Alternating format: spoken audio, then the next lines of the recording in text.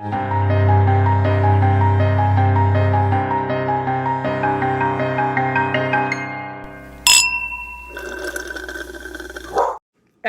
welcome to the finale of Christine's maternity leave tour, where we have one last awesome guest, and we thought that we should end it with arguably the closest person to Christine besides me, and also a new baby. This is the other 50% of Leona's blood, the good half, as I like to say. And welcome, Mr. Schiefer, Blaise Lampagnoli. Hey, I'm glad to be here. Thank you for taking the role on. Oh, no worries. I mean, I'm nervous. I wore a dark shirt to hide pit stains. Oh, you are the same. We've got drinks ready to go.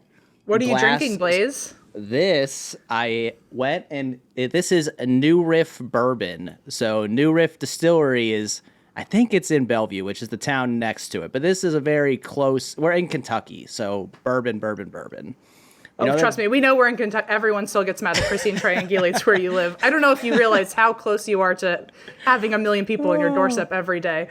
That's true. I mean, that place has delivered to our house on the first day we moved here. So we've already been found out. They're in the know. Yep, for sure. So I did bourbon on purpose, though, because beer I drink too fast. And then, so this should go slow. I'm not a native Kentuckian, so I'll probably shake a little bit as I drink it. And there's ice, get at me, whatever. But the glass is thanks to Lisa. It says Dad established 2021. So shout out to great aunt Lisa on that one. Yeah. Do you know? So we did an Instagram live with Lisa yesterday, although it will be months from now when people hear this. But so many people commented on I guess someone took a screenshot of when you and Leona were in the frame with Lisa. Mm-hmm. I don't think even I realized how much you look like Lisa. I think it might just be the really thick framed glasses. I mean, she's my dad's sister. So it's, I do think that there's some similarities there. Some of my other brothers definitely look even more like her. So, I guess they'll get more money in the will than I will, but I don't think so. She seems to have a very specific love for you and now Christine. I think the baby's going to steal your thunder there. That's okay. Do you have an update on the baby? Because this will be the last time we don't, as an audience, hear about Christine talking about the baby all the time. So this is the last time to give us honest feedback. How are you feeling? She's a baby. I think she behaves good. She's the first one, so I don't have a comparator. But she sleeps, poops, pees, eats. She's been smiling more. She's apparently laughed multiple times today. Always when I'm out of the room. She saves this all for She's Mom. like, that fucking guy. He'll never know. I know. But are you overwhelmed? I have no idea what parent life is like. Are you as tired as they say you are? I mean, Christine is so hard because Christine will just take all the hits. Like, I'll be like, okay, wake me up and I'll do something at night. And she goes, okay. And then I'll sleep for 8 hours. And she's like, I didn't sleep. And I'm like, what the... I can't feed the baby though, but we're getting there. She's taking bottles now and was an all-star at that. So soon, hopefully I could get in on the action and be sleep deprived myself. So, but no, we're enjoying it. We're behind on photos. I know Funko M is mad at that, but I sent you one yesterday, I think. Did you? It might have been during the live. If not, I'll send it later. It's Gio sitting on both of us at the same time, me and Leona. It's I did not see that. Pretty good. Maybe it'll make it onto the Instagram. Well, I don't get to complain because I don't have a baby, but I find ways to sleep deprive myself, in which case people will tell me all the time, "Oh, I texted you." And I'm like, I actively ignored it, I guess. So I didn't I see it 3 days later and then people think I'm not getting back to them. So I will go check my page later and then scream about it. No worries. That's what babies are for. They're big excuses. That's all they are. I like to think from across the country, all of a sudden I've got an excuse from this baby just taking over my life. Mm-hmm. All right. Well, do you have a reason you drink, by the way? And that's what I Baby. I don't, not like Okay. bad. I mean, everything. I mean, I do go back to work on Monday. So. Oh, really? But I work from home now. So I'm not going to go out and complain too much. But yeah, that'll be, different. So I'll just get those last days of drinking in now. You'll get to see it firsthand here. Look, that's all I've wanted. We haven't seen drinking on the show in quite a while. Oh, there's the picture. I just saw your picture come in. Oh, hang on. Now I gotta take a little look. It's my two favorite things, both in your lap. So sweet, little babies and Geos. I know, it was they came in hot there. Geo has, I guess that's maybe if people haven't heard. By the way, it's not my baby or Christine's baby. That's Geo's baby. He is taken to her smittenly from the moment she came home. We were a little nervous. He didn't like cats at first. He growled. He tried to actually kill your cats. Yeah. It's pretty bad. Yep. Can't deny it. But the baby was completely different. He is like, we've taught him to lick only her feet to keep germs out of her face and hands. But, he will, if she's crying and Christine's not in the room, he runs to Christine first and like lassies her, like just like tells her that there's something wrong and drags her to the other room. So no, Geo is if for everyone concerned about Geo, he's very happy. Oh, I'm so glad he still has untapped potential we have yet to know. It's still coming out every now and then. Exactly.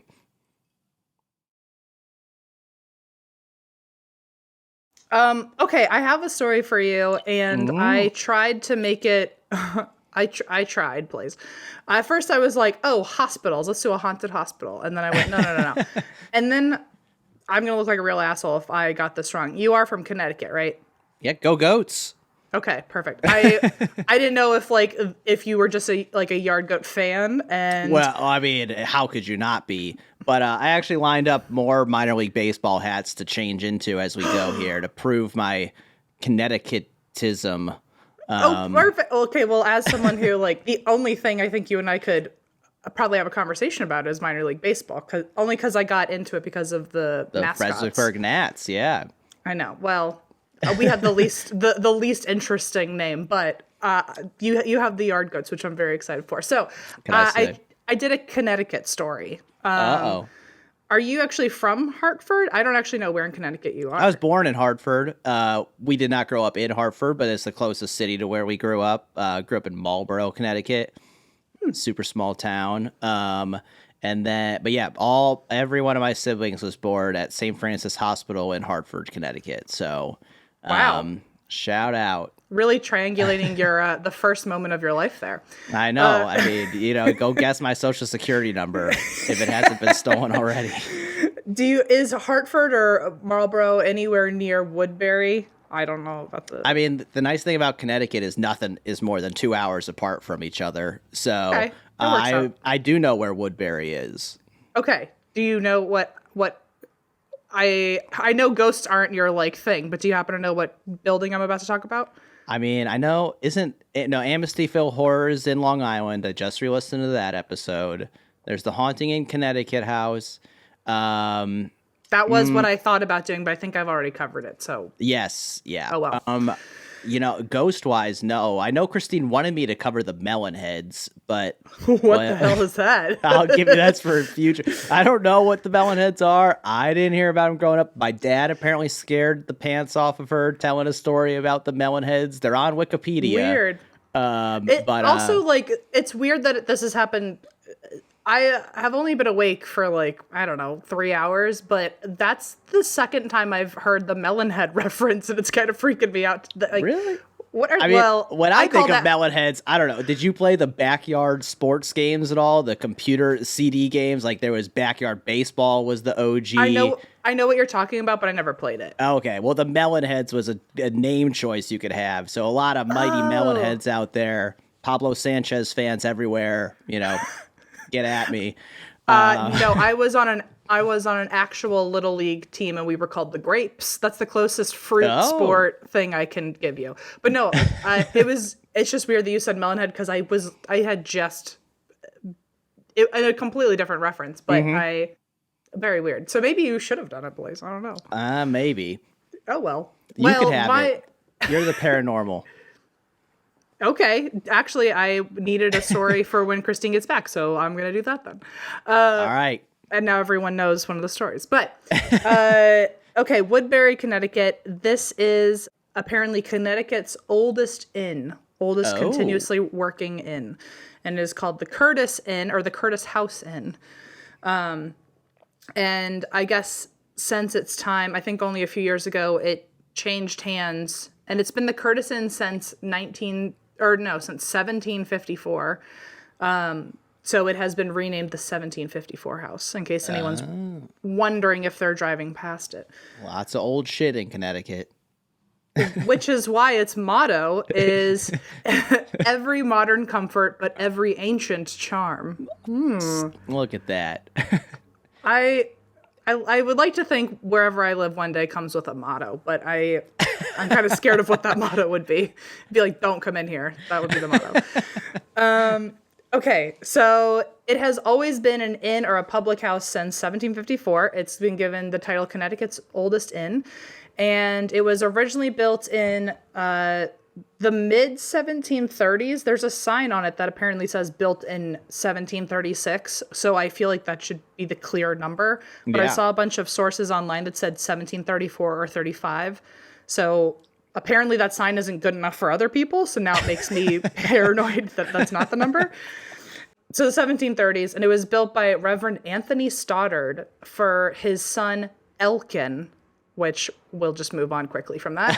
That's a name. It's certainly. If you brought me little baby Leona and you're like, this is Elkin, I'd be like, no, it's not. It was originally built for Elkin as a house. And then I guess very quickly they were like, no, we're going to turn this into an inn. So Elkin ended up giving it to his grandson, also named Anthony Stoddard. And he turned it into, I think it's called the Ornog Inn.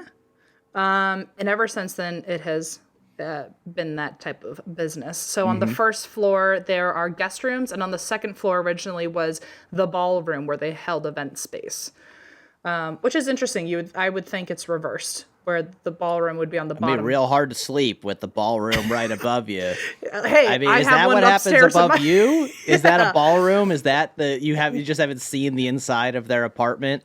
It's actually Burbank's oldest running inn, and there's just an event space above me. But all the visitors, all the visitors are roaches, by the way. So just tip tapping all night. That's supernatural. They'll never die. Actually, they are the closest thing to between realms in my mind. Yeah. Makes sense to me.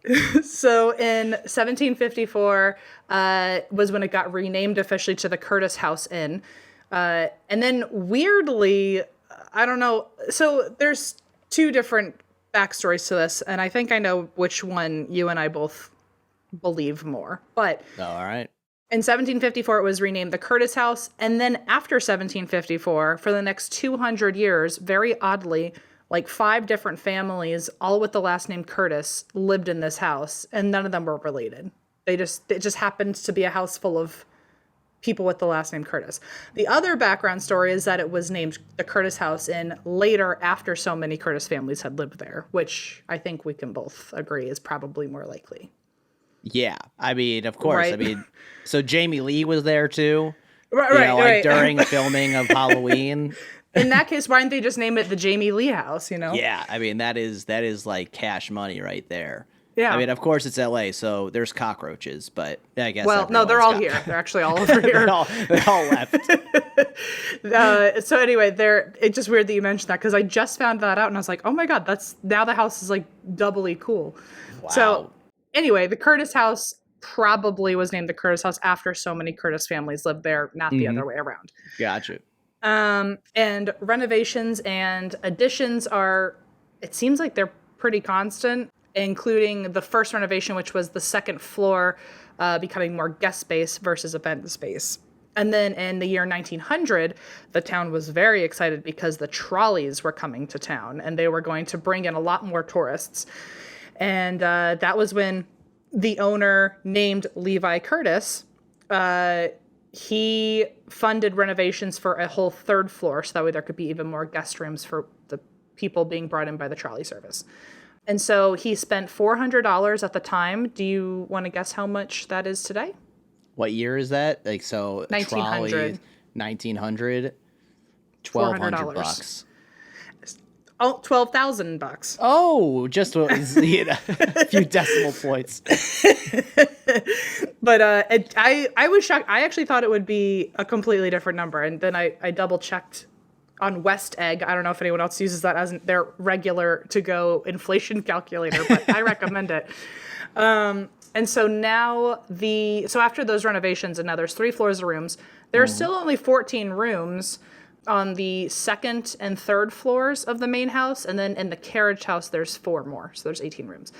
I don't know if it's changed since, but it feels like pretty recently. There are only 8 of those rooms that were priced higher. Like their amenities were like air conditioning and a bathroom. And it sounds like a nightmare to me, as someone who prioritizes toilets and air conditioning over everything.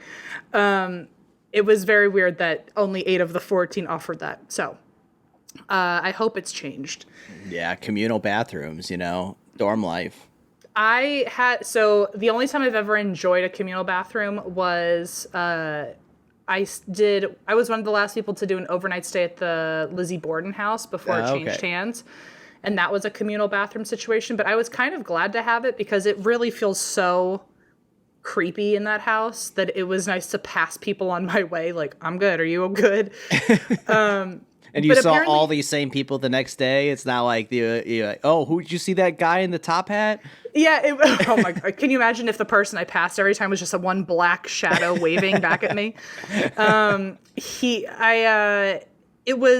I guess it was still a bed and breakfast, so people were staying the night, but a lot of people stay the night with the intention of staying up and investigating. But it was also a really weird situation because you could knock on people's doors in the middle of the night and be like, can I investigate in here? And they could be like, no, I'm sleeping. Or come on in, we're doing a seance. It was a very weird juxtaposition. Yeah, that's weird. I mean, Airbnbs are already so weird. Whenever I do Airbnb, I always get the entire house. I'm too scared of the fact that like we're going into someone's space who could just have a key. Like how do I know me locking the door is enough? And so I always get the entire space. And then that freaks me out too, because I'm like, if I hear one goddamn sound, like I can't give it to anyone. That's just for sure a killer. True. Yep. The tough times of Airbnb. So that's all the history, and there's just ghosts now. So, and Blaise, dare I remind everybody that you are not as much of a believer as I am, although a few people are, to be fair. Not quite, but then again, I just don't mess around with it. If Christine says there's a ghost in this room, the haunted carousel over there, I just will be like, I mean, I'm just not gonna I'm not going to disprove anything. So it's not really fair. I'm not giving anyone a fair playing field here. Like you say, oh, I think there's a ghost, and I'm just gonna be like, nah, and then not do anything. I'm just like that guy who just says no. So I mean, I will say the creepiest room I experienced is that little offshoot room that you're next to. That was little odd. But, and then my mother slept in there when she was here with visiting the baby. And I was like, and she listens to your guys' podcast. She's like a super fan. I was like, Mom, did you listen to the new episode? She goes, no, I haven't listened yet. I'm like, oh, cool. Cool. Hold off on that. I'm like, you just wait till you go home. It's all good. There's nothing to worry about. It had to have been fun for her. I imagine, like, if there's a podcast you're a huge fan of, to be able to sleep overnight in their studio is like fun little thing. Yeah, she's just got full access to you guys. I mean, she could have done a lot of damage, but instead she slept next to the haunted sewing carousel. So. Yep, that's it. Also, hi to Sherry. You are a peach. You're a dream, and also you're very brave because I would have not slept there. She's number one. So the spirits here are said to be former owners and employees who loved the inn and just never left.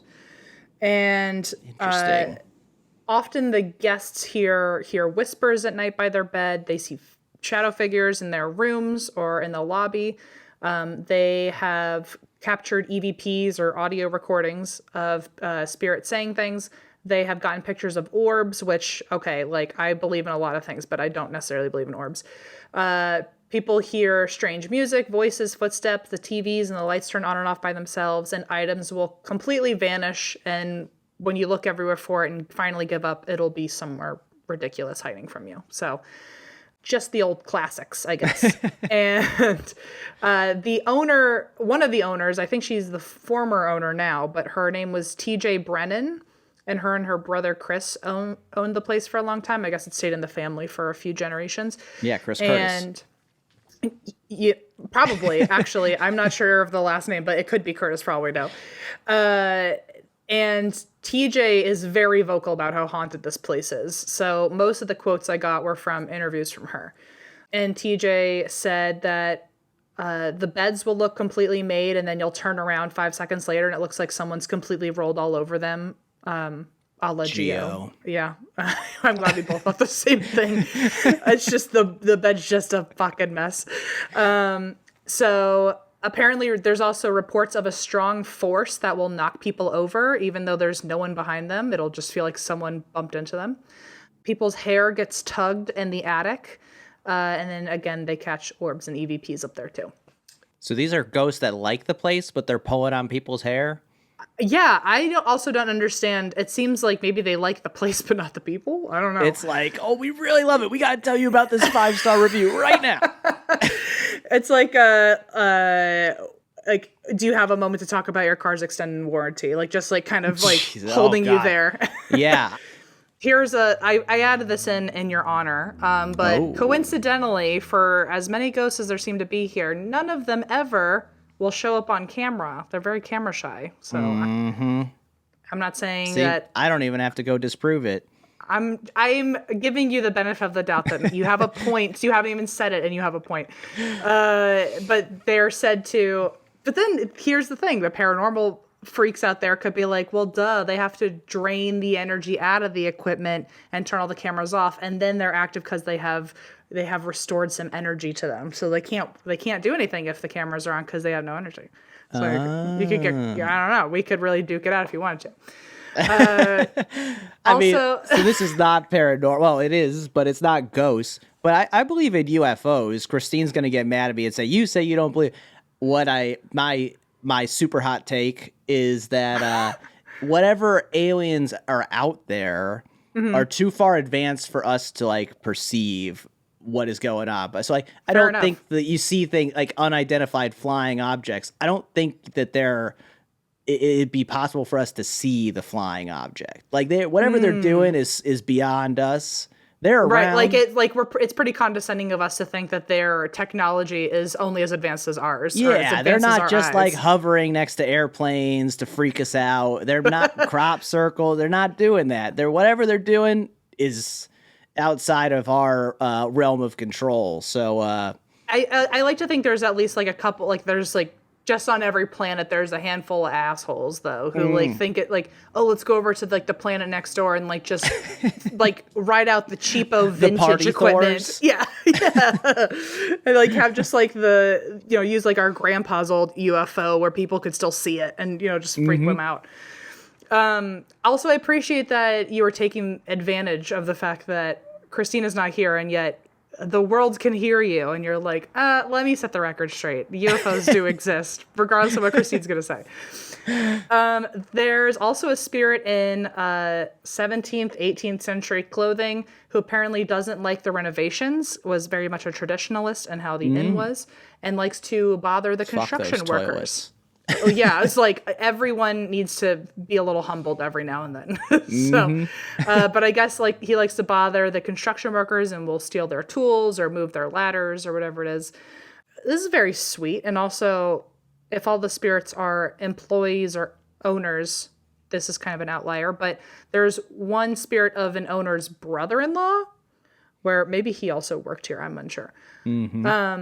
But he apparently shows up to people in their dreams and calms them down when they're like in a bad mood. It's pretty nice. Everyone could use that. That's like unpoltergeisty. It's like a little angel. It's like a Casper the Friendly Ghost situation. Yeah. There But you like, go. and also it's very nice for him to only like be intruding upon your dreams and not actually make you feel physically in danger. It's like, whoa, I'm just here, and then I'm gonna back away. Thank God it's Casper the friendly ghost, not Elkin the friendly ghost. I don't think Elkin the friendly ghost would have gone See ya. over very well.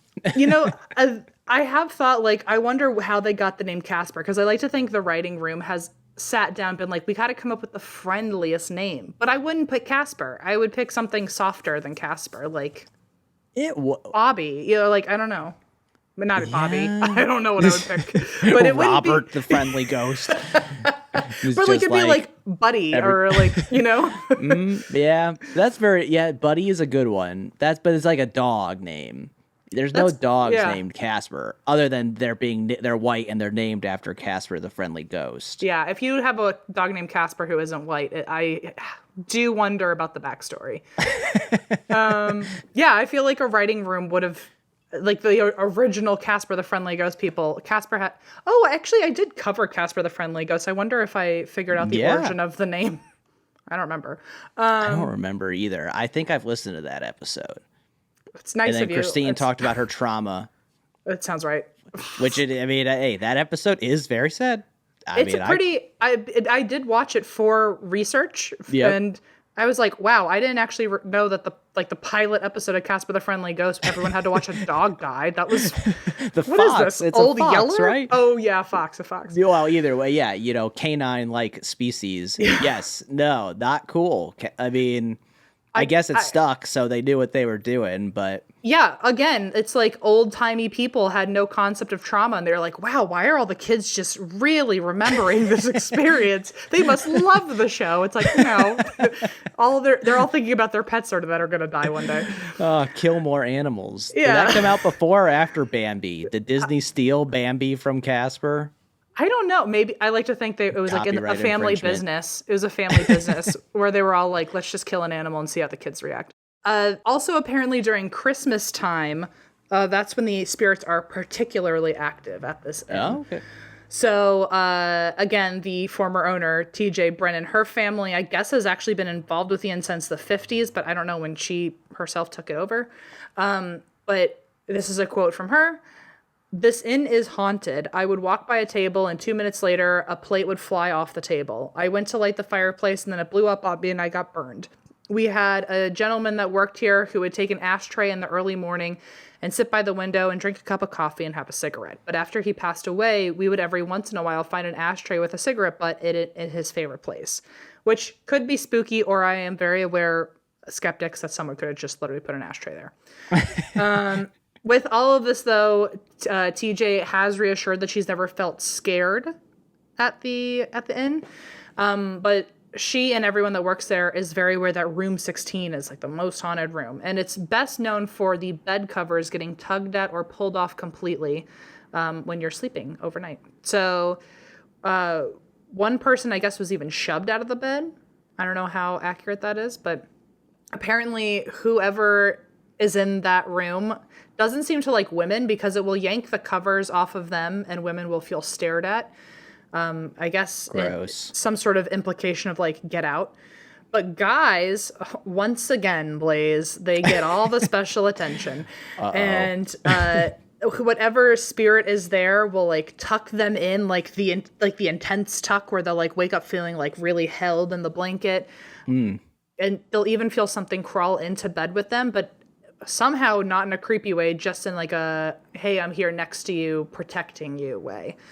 I know. I know. Not on board with no thanks. TJ said, quote, "We had one gentleman say that he had the best night's sleep here because every time he would kick the blankets off, they would be brought up and tucked back all around him. He would always ask for that same room, and he always felt the spirit was female, but not dangerous, just in a very nurturing way." Which, that's nice of that guy, but like, I don't need to ever go back into a room where Who keeps going back into a room to get like the blankets put back on you? Like someone who wasn't touched and held enough as a child, please. Do we have to go down that road again about poor child development? Oh no. So apparently, Blaise, if you and Christine went to that hotel, you would have a better time, I think. Also, the name had not been mentioned. The name had not been mentioned anywhere, but I guess I'm ruining the end here, but there is an episode, not of Ghost Adventures on this, but of a different favorite show of mine, which is Hotel Hell. And they kept mentioning this ghost that's in room 16 that tucks people in named Betty. But nowhere on the internet is Betty. I feel like they just made the name up for the TV show. So apparently... I mean, no, Gordon whatever. knows. Gordon believes in ghosts. He don't take shit from him, but... He actually, well, I'll get into that, but they did do the paranormal. They plugged the ghosts on the show for sure. I'll get to that. So, there are 4 small TO. So, how old is TJ? Like, how recent is TJ's ownership of this? I feel like TJ. Well, so whenever Hotel Hell came out, she was still running the place. Yeah. And because she was on the show with her brother Chris. And that's just interesting going back to the ghost or the potential ghost who leaves the cigarettes that like usually it's always old ghosts. And then all of a sudden there's this guy like just that people knew, like someone knew him and his stuff is still around. There's a It's weird that you mentioned that because I'm going to mention one of those more recent ghosts because we do regularly. We as me and Christine, but also as like a paranormal community are always like, why is everyone so like antiquated? Like, where's like the people who like music like us? Where's that person? Where's the 90s jams? Right. Someone in the 90s we call has music died. Now. Right. Yeah. Where are you? No, that's what we call music. 5. Let me see. I feel like you just said... Because that just adds to the thing that, like, something about the building or the property has something to do with it. Because, like, he didn't, like, die mysteriously or, like, have a bad death there or something like that or a bad experience, not based on these descriptions, unless some giant headboard fell on his head that I don't know about. I don't know. Nothing. Like, it's weird what people stayed and which people didn't and why they stayed or how they died. It seems like no one also died in this hotel, which is weird because usually there's always like a woman in red and there's always like someone who like was waiting for her husband in the 1800s and he never showed. And so it's weird that this has no reason to be paranormal and there's just like a bunch of ghosts just coming on in. So I don't know. Just old. And there's 4 main spirits. There's one unnamed spirit who apparently is a matronly woman. Yikes. Can you imagine that being your descriptor? My mom, that was always her, the 2 biggest insults you could get from my mom is being called matronly or frumpy, which mean the same thing to her, by the way. But if she used either of those words, it was not, she does not like you. Oh, I was gonna say, who the hell said that to Linda? But no, Linda giving that. She says it. She's giving that heat. I got she behind closed doors. She'd be like, I don't know, something just kind of frumpy, and I'm like, oh, girl, like I don't know who said that to you at some point, and it really hit you, and now that's like your biggest insult. But it's a weird word to like really hang on to. But makes me think of like the Muppets from like Fraggle Rock. They were pretty frumpy. It sounds like Snow White's like 8th little person. Like it sounds like dopey and frumpy, you know? Oh, because grumpy. Okay. Yep. Fun fact, if you ever hear my mom call anyone frumpy, it's not good. And she used to say it to me sometimes if I like wasn't trying hard enough. And I was like, I see you're trying to hurt my feelings. I'm not going to let that happen. Damn. Okay, so a matronly woman, aka my mother's worst nightmare, to become a ghost, just to be called matronly. I guess she's very particular about things at the inn, so that's why they assume she's also an ex-employee, because she seems to like to oversee the dining room, and I guess I'm assuming if things aren't going the way she likes, she'll help rearrange silverware or something. And she makes very overwhelmed employees feel very calmed. I guess there's certain spaces where they can go to and she makes them less stressed out. Also a lovely ghost. Between that person and the dream ghost, I like this place so far to be haunted. During one Thanksgiving, there was, I guess, a medium there who went to TJ and said, like, oh, I don't know if you know you have ghosts, but there's one woman here who, quote, just wants you to know she's very content and her day is done and it went very smoothly and she's very happy with the way her day went. So I like that she's giving status reports also. Man. I know. I want that like tattooed on my chest and then to be like, I feel that way every day. I've never felt that in my entire life. Content. Maybe I'm just content with the day. You could always find one flaw. Especially, like, it was apparently such a good day that you cross dimensions to tell someone about it. How are you a ghost if you have if you're that content? Like, I feel like ghosts are all full of Unfinished anxious business. energy. Maybe I'm just full of anxious energy, so I think of that. I put that on them. But if you're that content, what are you doing? Go to the next plane. I know. Stay there. I would almost think that if that was how your day went, then this is your last day on this side, right? Like when you like elevate afterwards, it's like, I feel like all the pharmaceutical companies that go there find this ghost and like capture it like 13 Ghost style and like just like extract this contentness and then give the drug some stupid long ass name afterwards. And cure anxiety. It really is like the calmest, nicest update I've heard, but also it makes me wonder if she had such a good day that she was reporting it to the other side, then like what are the other days like? Like are they That's true too. How bad are they going that this one felt noteworthy, you know?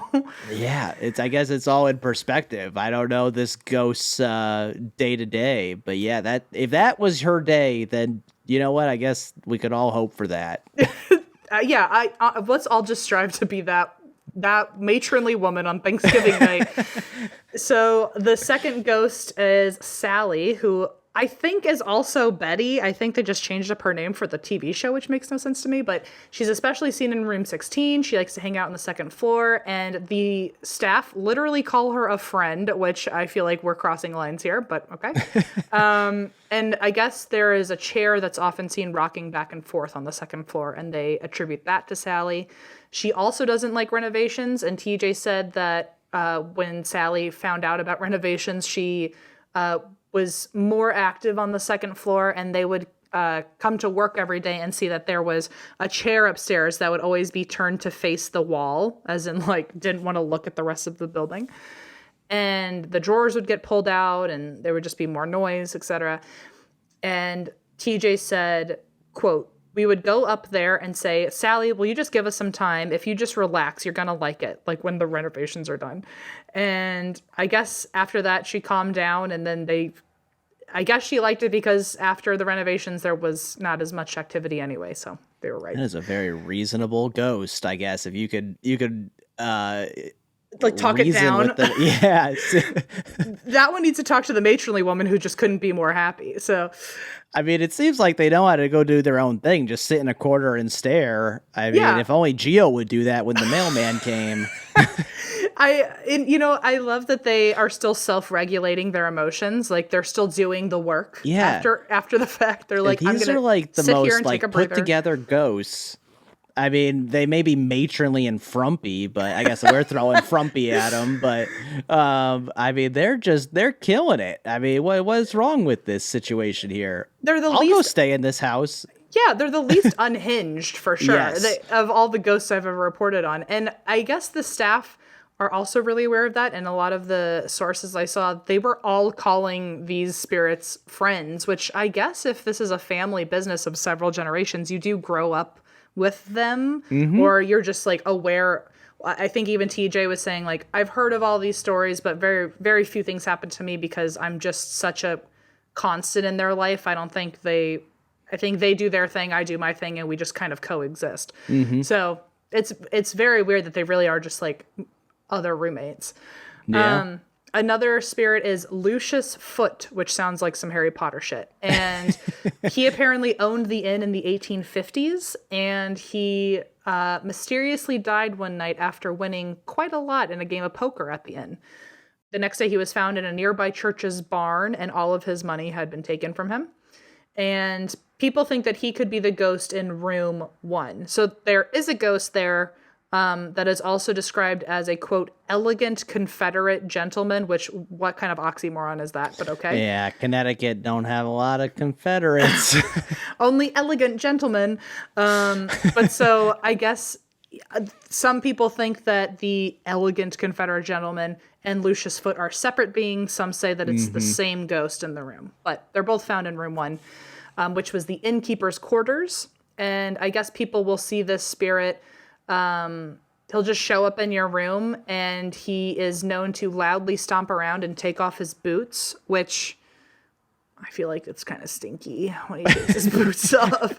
I just feel like if you're taking your boots off that intensely, it's because you had a long day, and now I have to deal with this. So Smell-o-vision. I know. Some Native, reports, right on there.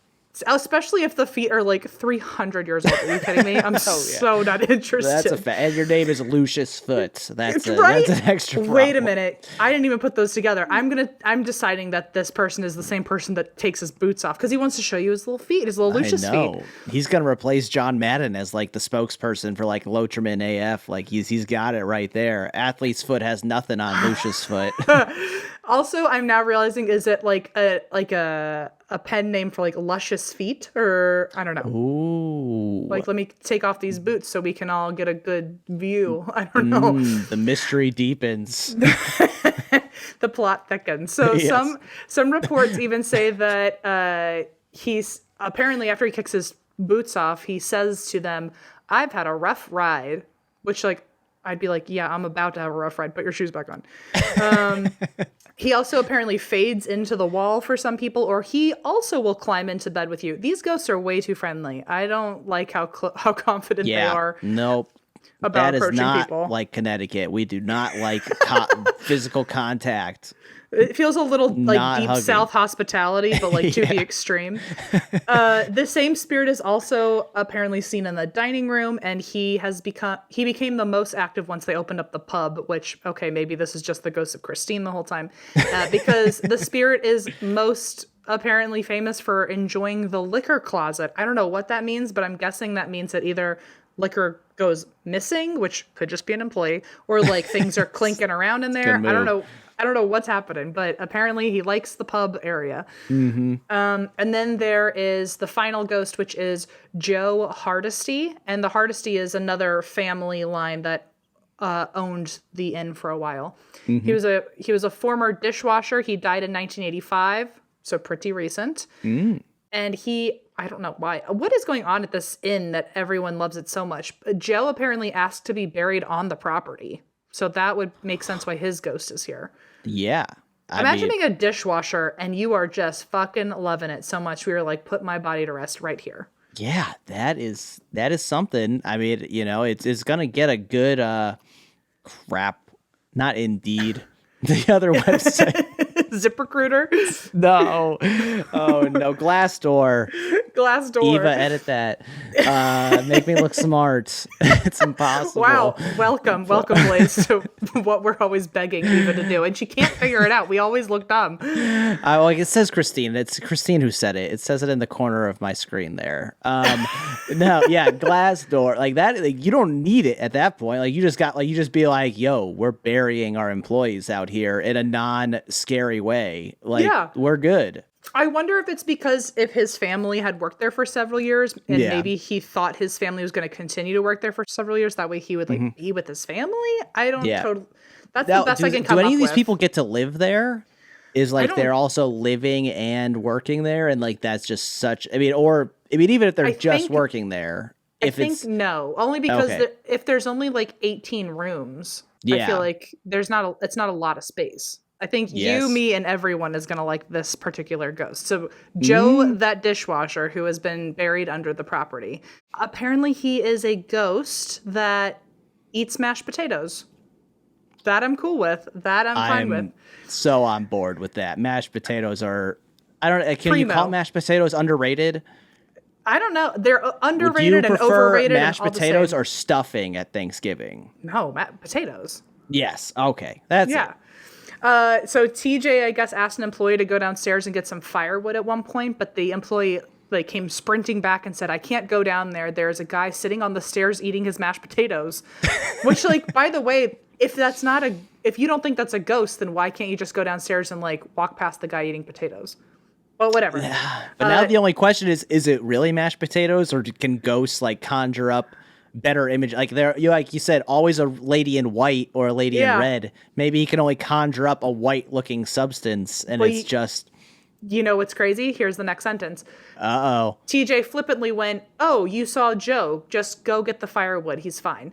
And then the employees said, "But you don't understand. He had white pants and a white shirt. He was not clean shaven, and he was just sitting there eating mashed potatoes." I like how this guy is talking frenetically, like, "You don't understand. This guy is eating potatoes. It's crazy."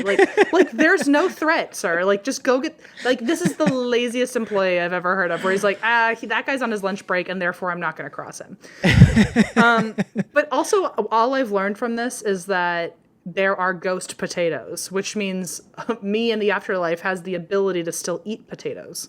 That's what I just learned. So there is one final ghost, which apparently is Anthony Stoddard himself, who only showed up as a spirit to the hotel or to the inn when a distant relative donated a painting of him to the inn. And I guess his energy came with the painting. Once they hung it up, people had very intense, like, overwhelming paranoia whenever they were near the painting. They always felt like they were being stared at or judged or just really uncomfortable in general. To a point where I guess guests were also feeling that way, and the owners had to move the painting. They ended up moving it to a wall where it was all by itself on the wall, so it had all the attention.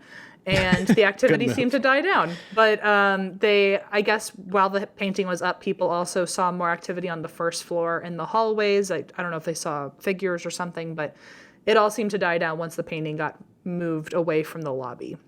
And I'm sorry, did you say what the painting is of? It's of him. It's of Anthony Stoddard. Oh, like a portrait. Okay. Yeah, it's very Gemini energy. I wonder when he was born to be like, I need a whole wall to my framed painting. Seriously, yeah, move me. That's that's where Geo will end up. His paintings. He already has like a regal painting done of him, doesn't he? Many fans are amazing. Your fans are amazing artists, and we have so many Geo. He's gonna just need a whole floor, I guess, of his paintings. That's how he'll. He needs a fireplace mantle portrait. Like, I want one right above the mailbox so that he could just stare at the mail.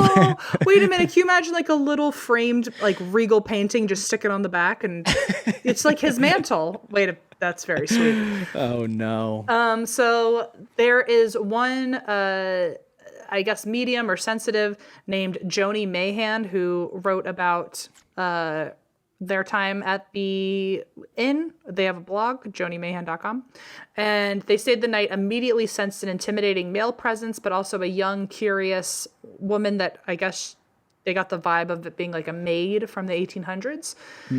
At the same time, Joni spent the entire night feeling icy cold hands touching her face and legs and ankles and grabbing at her. And whenever she would tell them to stop, it would only get worse because by the end of the night, Joni, quote, felt something jolt her in pain, like someone had reached into my eye socket and grabbed my eyeball. And then the pain moved to my chest, and it felt as though I was having a heart attack. The feeling eased and then moved to my leg. And pretty much all night, she, quote, woke up every few minutes to someone again grabbing my ankle. This would go on the entire night. The minute I'd fall asleep, several times the touch would come with a strong smell. Once I smelled cigarette smoke, and the other time a very foul smell of a dirty animal nearly made me choke. What little sleep I managed to get was interlaced with dreams of people I didn't know trying to urgently tell me they wanted me to hear something. When I woke up the next morning, I felt as tired as I had when I got into the room at midnight.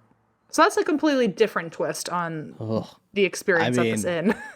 I'm glad that she was alive the next morning. My emergency medicine brain only thinks of like an aortic dissection, like the big blood vessel off her heart ruptures. They call it a +1. You have like chest pain and like a headache or vision change. Yeah, I didn't like anything that she was talking, but duly noted. She's alive. Next time don't talk to me when you have symptoms, because I go to the worst place every time. You and Christine are really just kismet. Like it makes a lot of sense why the two of you can just compare paranoias. It's like, well, she always wants to stay home. I'm always trying to send her to the emergency room. She does have that creepy strength. She's got such a weird tolerance for all sorts of pain and stress. It blows my mind. I would be. If I lived in your house every second, I'd be like, Blaise, let's just go to the hospital. Who knows what this is about? I learned that very quickly. We would have been at the hospital 5 times if we went every time Em wanted us to go for labor. And we did go once. We did. Went, and I think it was the right decision. It was wrong, but Not wrong, but it was wrong. I'm not here to be right. I'm just here to actively throw my suggestion out. But I definitely was like, Blaise, take Christine to the hospital. She is about to have this baby. And I came back. Yeah. I stopped watching football. Who'd have thought? I think we've all learned already that means a lot coming from you. So TJ, apparently, that was a weird, like, one-hit wonder when it comes to, like, a bad experience at the hotel. A lot of people seem to not have that experience. Eyeballs being pulled out, not good. It's enough to make me wonder if I should get a room there. But it seems to have only happened to one person who was, I don't know what was going on, but it seems like maybe this sensitive brought other things with them to the inn. But TJ only lets choice, respectful investigators come to the inn to investigate because she's afraid of pissing off the spirits. So she only lets it happen kind of once in a blue moon. So she has let medium and investigator Donna Kent come, which I guess is kind of like one of the bigger psychics in the area. And then Lorraine and Ed Warren, which we've talked about a lot on the show. Oh, yeah. The Warrens have been there a few times, and Lorraine has even said, quote, "My husband and family have gone there. There's a bedroom upstairs, that first bedroom. That room always seems to be very active. Sometimes when people come out of state for visits, I always ask if they want to stay at a real haunted inn," and then suggests the Curtis House Inn for them. Because they're from Monroe, Connecticut. Oh, yeah. So Lorraine has also stated that the attic and the second floors are hot spots for ghosts. And now Hotel Hell, it is season 2, episode 7, and Gordon Ramsay stayed there. And the show tried to make it seem like, I don't even know if the show tried to do it, but a lot of the press around this episode tried to make it look like Betty, the ghost in room 16, who I've never heard of other than in the show, was like locking him in and like making the door difficult to open. But like he was Is it just easier to say Betty in a British accent? I'm Bessie. not even going to attempt British accents. Maybe. I don't know how hard it is to say Sally versus Betty. I feel like I've heard Gordon Ramsay maybe say both at different times. I think it's fine. I don't know what they're doing. He says bullshit a lot. That's close to Betty. That it gets bleeped, though. Maybe he's not saying it right. Maybe he's always been saying Betty. I don't know. Maybe he doesn't. Betty shit. Maybe he doesn't know how to curse.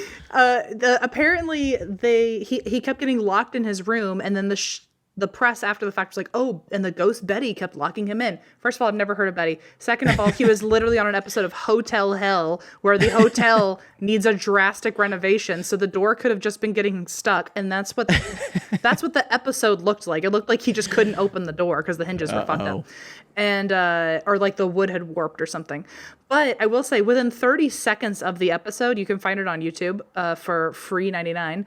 Like 30 seconds after the theme song, the owner TJ is talking about how haunted the place is. Like went straight into the ghost factor.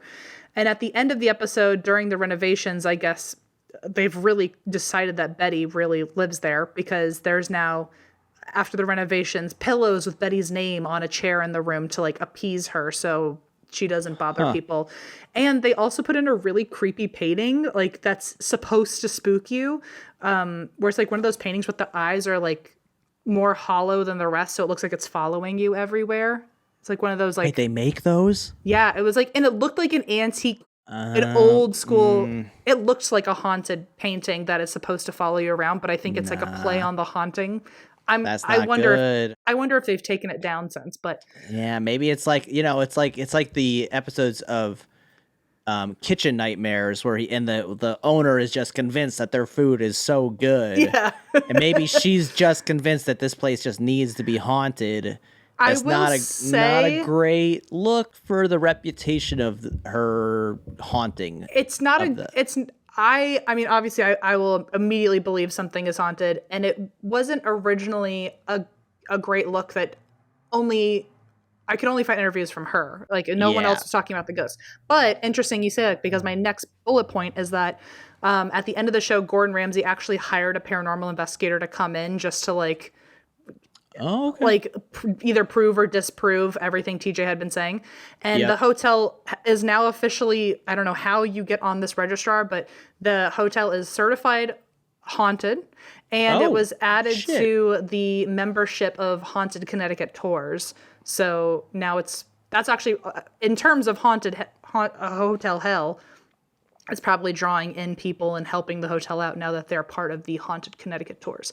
Okay. In 2018, 2019, I guess TJ finally gave up the hotel or the inn, which I guess that means hotel help didn't help. I'm unsure. Yeah. But Doesn't usually. they resold it and the new people who bought it renamed it the Evergreen Inn and Tavern. So it's the first time it's had a name change since the 1700s. But then I think it switched hands again very quickly, and it's now owned by like a big name chef, Michael Bates Walsh. And he bought the inn and renamed it the 1754 House. And today it is still an inn, it is still a restaurant, and it is still a tavern. And that is the story of the Curtis Inn. Nice. Curtis House Inn. So anyway, there you go. There's your Connecticut story, please. I thank you so much for bringing Connecticut. You give me plenty of fodder to speak about Connecticut. So I'll take it. I liked it. It's better than Melonheads, probably, or at least my rendition of the Melonheads. I will probably be reaching out to you for a statement on the Melonheads when I cover that topic. Just so you can you'll still have be to a get part it of from it. my father. I've never heard of them, so okay. I'll hook you up. Good. I can't Lenny's wait. a good storyteller. Do you have a story for us? I do have a story. I am not as professional as you. I didn't put my notes on the computer, so I have to get my paper notes. No worries. So, I mean, this one I wanted to do, but then I just felt like it might hit a little too close to home. Uh-oh, why? What's it about? Oh no, I deleted it. Whoops. Anyways. So it was a Yahoo article because I'm an old man and I get most of my articles from Yahoo. Is your email, does it end in hotmail.com or something? Thankfully, I've graduated to Gmail. So I will cite my sources, but it's not going to be like professional citing. I'm going to switch hats, though, too, since I said I would do that earlier. Okay. What do I have? So this Connecticut minor league team number 2. Very fun. I know. Can you guess what this logo is? I don't think I can see it close. I don't think I have it close enough to me. Is that that's not the Whalers. The Whalers are. No, that's a good guess though. No, that's also Connecticut. So that the Yard Goats use the same color as the Whalers. So you're on it there. Okay. This team is called the Sea Unicorns. Yeah, that one I did not. Or the Sea Puppies. Wait, isn't it the Sea Puppies? No. There is a team that's like the Sea Wolves or something. But these are the Sea Unicorns because they're named after like the crap. What is this? What is this whale?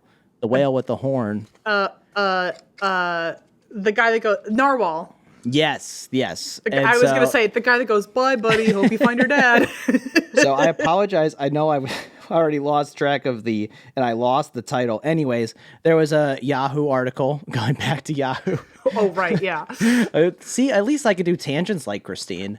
You sure can. Now I see how she probably fell for you.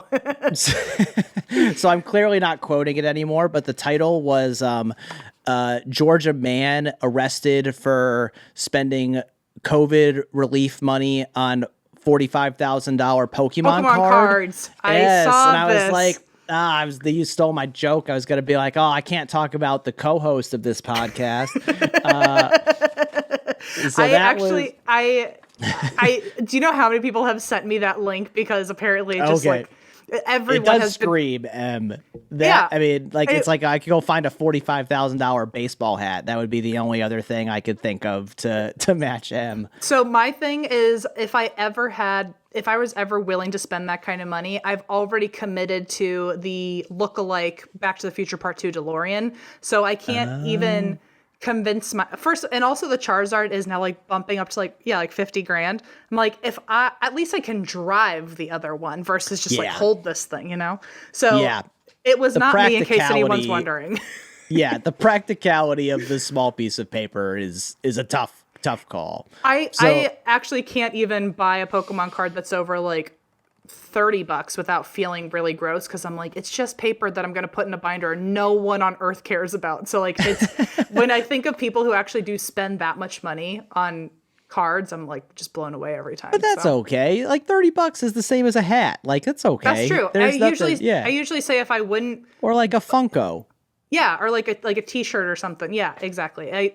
It's still within the realm of other things I buy, so I feel safe in it. So. Yeah, we're just like canceling out a few zeros. You could just pretend you didn't see those last 3 zeros and say it was $45. Yeah, that's exactly how I do all my paying. I'm like, just ignore the other zeros. So that was one option. The melon heads was another. But so then I was listening your guys' episode that released. I think it was the second to last episode from today. Christine mentioned a Mickey Pistorius. Do you remember Mickey Pistorius? Oh, It was in relation to the South African Strangler. okay. So Mickey Pistorius, Christine mentioned, was used in that she's a like internationally known forensic psychologist. Okay. And at one point, Christine mentions, she goes, "Oh yeah, and her nephew is Oscar Pistorius," and you're like, "Oh, okay." And you asked, "Does that?" Of course, this is great. Blaise doing quote, play-by-play of your previous episodes. Hey, I need it because I don't remember what any of this conversation. You asked like, "Oh, was he a murderer before she became a criminal psychologist?" Yes. And Christine goes, "Oh yeah, I think so." And I'm sitting in the car, like waving my hand up in the air, being like, pick me. I know the answer for the first time ever because Oscar Pistorius is related to sports. And when I go and play trivia with Christine Alexander and his friends and Christine's friends, I'm there. One, I give up if I don't know the answer. It's probably annoying to them that like I just sit in silence and drink until but they bring me for medicine and sports, Marvel and sports. All right, long way around back to. So my story is about Oscar Pistorius. Right. Okay. Sports guy. Yes. The nephew of Mickey Pistorius. And so the majority of my resources are, there was 2 documentaries done on this. One by Amazon, which was a 4-part documentary. Then ESPN has their own 4-part documentary. When I say then, I don't know which one was released first. I should have looked it up, but and then the Wikipedia page. So it's, there might be things that are errors. It may not be perfect, but no one's asking you to be perfect. You're good. You're really good. I really like that. And so, I started with the Mickey Pistorius, Wikipedia page, which is much shorter than the Oscar Pistorius one. But so they're in the introduction and mentioned nowhere else is that Mickey Pistorius claims that she has cryptesthesia. Which, do you have a guess as to what the definition of cryptesthesia is? I feel like this is a trap because it sounds a lot like cryptid. Yeah. It's probably supposed to sound like that. I mean, it's not cryptids. I will say that. Cryptesthesia. So like anesthesia is the like medicine where they're trying to like eliminate feelings or eliminate thought. And sensation. Is crypta supposed to be like imaginary or like I don't know what is it? No, you nailed. You're on it. It's on Wikipedia it listed as an extrasensory perception for killers. Oh. So she claims that she has cryptesthesia. Whoa. Okay, I've never heard of that. That we could deep dive on eventually. Which I mentioned to Christine and stuff like that. She's like, "Is it real?" I'm like, I don't think so, because as I'll mention at some point, this takes place in South Africa, and just from the jump, South Africa, I didn't do like a deep dive and research into this part, but multiple journalists in these documentaries and multiple resources did say that South Africa has like an extremely high rate of like both domestic violence and like gun-related violence, like stabbings. There's a lot of break-ins, and so a lot of it stems from apartheid, and so it definitely sets a base for this. But maybe I shouldn't make a joke about this, but if Mickey Pistorius lives in South Africa, pretty good chance that she's around people, and she's a forensic psychologist. Sure, she's definitely like in the hot zone to be able to. It's probably more likely than not if she thinks someone's a killer, they probably are, and so like there's at least a higher rate of like her being correct versus other places. Yes, exactly. Okay. So I mean, no one needs to go study if she's right or wrong. Like it's cool. That was my quick take on that. So Oscar Pistorius, though, this is her nephew. Got it. And you don't know about him, right? Not even a little bit. Which Christine also had no idea, and I'm glad that I mentioned it to other people, and they're like, "Oh yeah, Oscar Pistorius." But this story is just more in depth than I thought it was. At least because my memory of it is because he's related to sports, so it definitely entered my sphere. Sure, yeah. And it's rather recent. So I'm going to start with his early life and stuff. So he was born Oscar Leonard Carl Pistorius, and he was born on November 22nd, 1986. I should have written his star sign, but I didn't. I think he's a Sagittarius. Okay. I'll take your word for it. I straight up didn't look it up. Very close to Scorpio territory, and I am glad that that's not the case. Except he's a killer, so I don't know. Yeah, I guess he's not solid in different ways. He's not good for whatever star sign it is, unfortunately. Yeah, it's not a good look no matter where he falls. He puts a bad name on all the rest of them. And so his father's name was Henke and his mother's name is Sheila. And he's the middle of three children. So he has his older brother Carl and his younger sister Amy, which I hope I'm not, I don't know, being weird with how I pronounce it. That's how they pronounced it with the South African accent. Oh, okay, so it could be it's spelled AIME with an accent E. Okay. So I don't think that I could pronounce it correctly on most times, but so I will refrain from pronouncing her name for the rest of the show. Okay. But she's not like a major character, but that it is, he's a middle child. Okay. But when he was born with fibular hemimelia, which basically just means that he had no fibula in his lower leg. So your lower leg has two bones, the tibia and the fibula. And he, on both sides, bilateral, he had no fibula, and he was missing the outer half of both of his feet. So if you looked at him when he was born, he had just two toes, like his great toe and the toe next to it. Yeah. And he was missing a lot of bones in his feet, and then one of the two bones in his shin. I feel like this is the first time, and that's why I drink history, you didn't have to look up. You just said something medical and just knew what it was. I did practice pronouncing it a couple times because it's definitely a joke in PA school and medical school that the people who didn't study by if they can pronounce medical terms correctly. So gotcha. I'm not even gonna say it a second time. I'm just gonna hope that my buzzed self got it right the first time.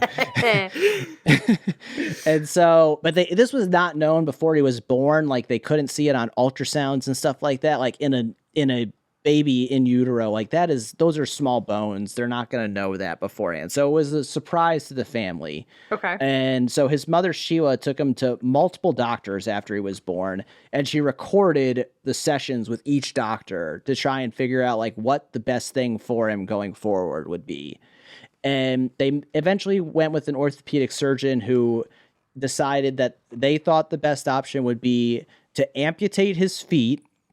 Oh, wow. And then use the excess skin from the heel and create stumps from that. And that is the term they use throughout all the episodes. So I apologize if stump maybe seems insensitive, but that is what they call it and what he called it himself. And so they decided to do it when he was 11 months old, because that's around the time, just before most infants will start to walk. With the goal that he would never learn how to walk without in any other way. Like that this would just be normal for him to walk on with amputated feet. But this guy becomes a sports guy. Oh yeah. Wow. Okay. And a very impressive athlete. So, yeah. And so it's, he overcomes a lot. And one of the things that they mention a lot, and he his family mentions, and there's interviews with him where both his mother and his father were both like, "You are not disabled." They really didn't like that term. I may use it intermittently throughout when I'm describing things, but they just said, "You can do whatever you want to do." And so from a very early age, that was instilled in him. Right. And as a kid, they show home videos and stuff like that he's just running around. He's doing everything he could do and he had prosthetic legs, but he also would just walk around on his stumps. And he was just an active kid. He was a normal kid. When he went to middle school and high school, people didn't even know that he had prosthetic legs for a long time. Wow. Because it based on what clothes he was wearing, and he would participate in all sorts of sports like wrestling and rugby and things like that. So he later was quoted as saying that his sporting motto was, "You're not disabled by the disabilities you have. You are able by the abilities you have." Oh. So that was just, Nice. what was instilled in him. And Yeah. I'll get to it, but he does like put that out into the world for sure during Okay. his like athletic career. Now his father did leave the family when he was 6 years old.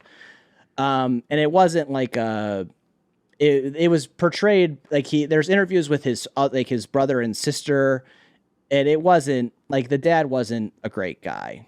I Okay. can't pinpoint things that are like super bad, but they weren't a fan of his. So when he left, it wasn't like a really traumatic, devastating blow to the family. Well, it was in a sense of that. Now it's his mother Sheila with 3 kids in South Africa in the 90s, which so apartheid had ended, but things are there's still high rates of crime. She Okay. was like she was hyper vigilant about being exposed and being like a single mother.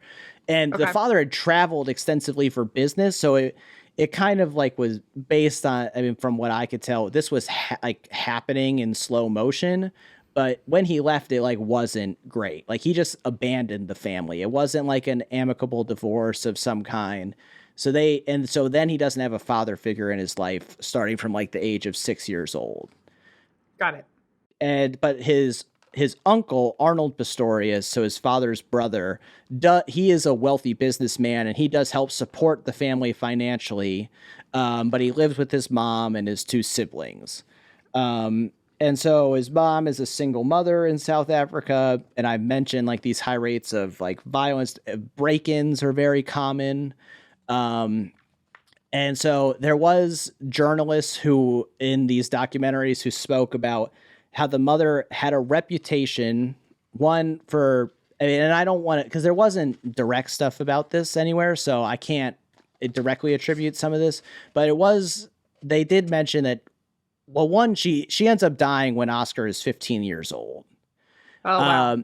And the Okay. family describes, it was very sudden. The family describes it as that she was very jaundiced and yellow when it happened. It happened really quickly, like much faster than anyone expected. Like they were all very shocked by her death. She was only 43 years old. Do you, as a medical professional, do you know at all what that looks like or what that sounds like it was? Jaundice is generally, I mean, it's very common in liver failure. Okay. So that was the first thing I thought of. And then there was this reporting that she drank heavily. It's, alcoholic or not alcoholic, is tough to determine. But she was also known to police because she would call the police very frequently with reports that there were people in her house or she heard noises around her house, that she was concerned about it. They would arrive. Sometimes they believed that she was like, under a state of being drunk or under the influence of alcohol. Oftentimes she'd have the gun either on her or right very close to her. Ooh. And it was just known, and she would do it much more frequently than they would expect of anyone else. So there's an implication that it was alcoholism. Yeah. And so with the being like that, it seems that she died from something at least happening with her liver that probably contributed. I can't say whether it was the direct cause, but so now he's left without his dad is like, a no-show dad. His mother dies when he's 15 years old. And he's got his uncle who helps support him. And he actually is in like a boarding school called Pretoria Boys High School.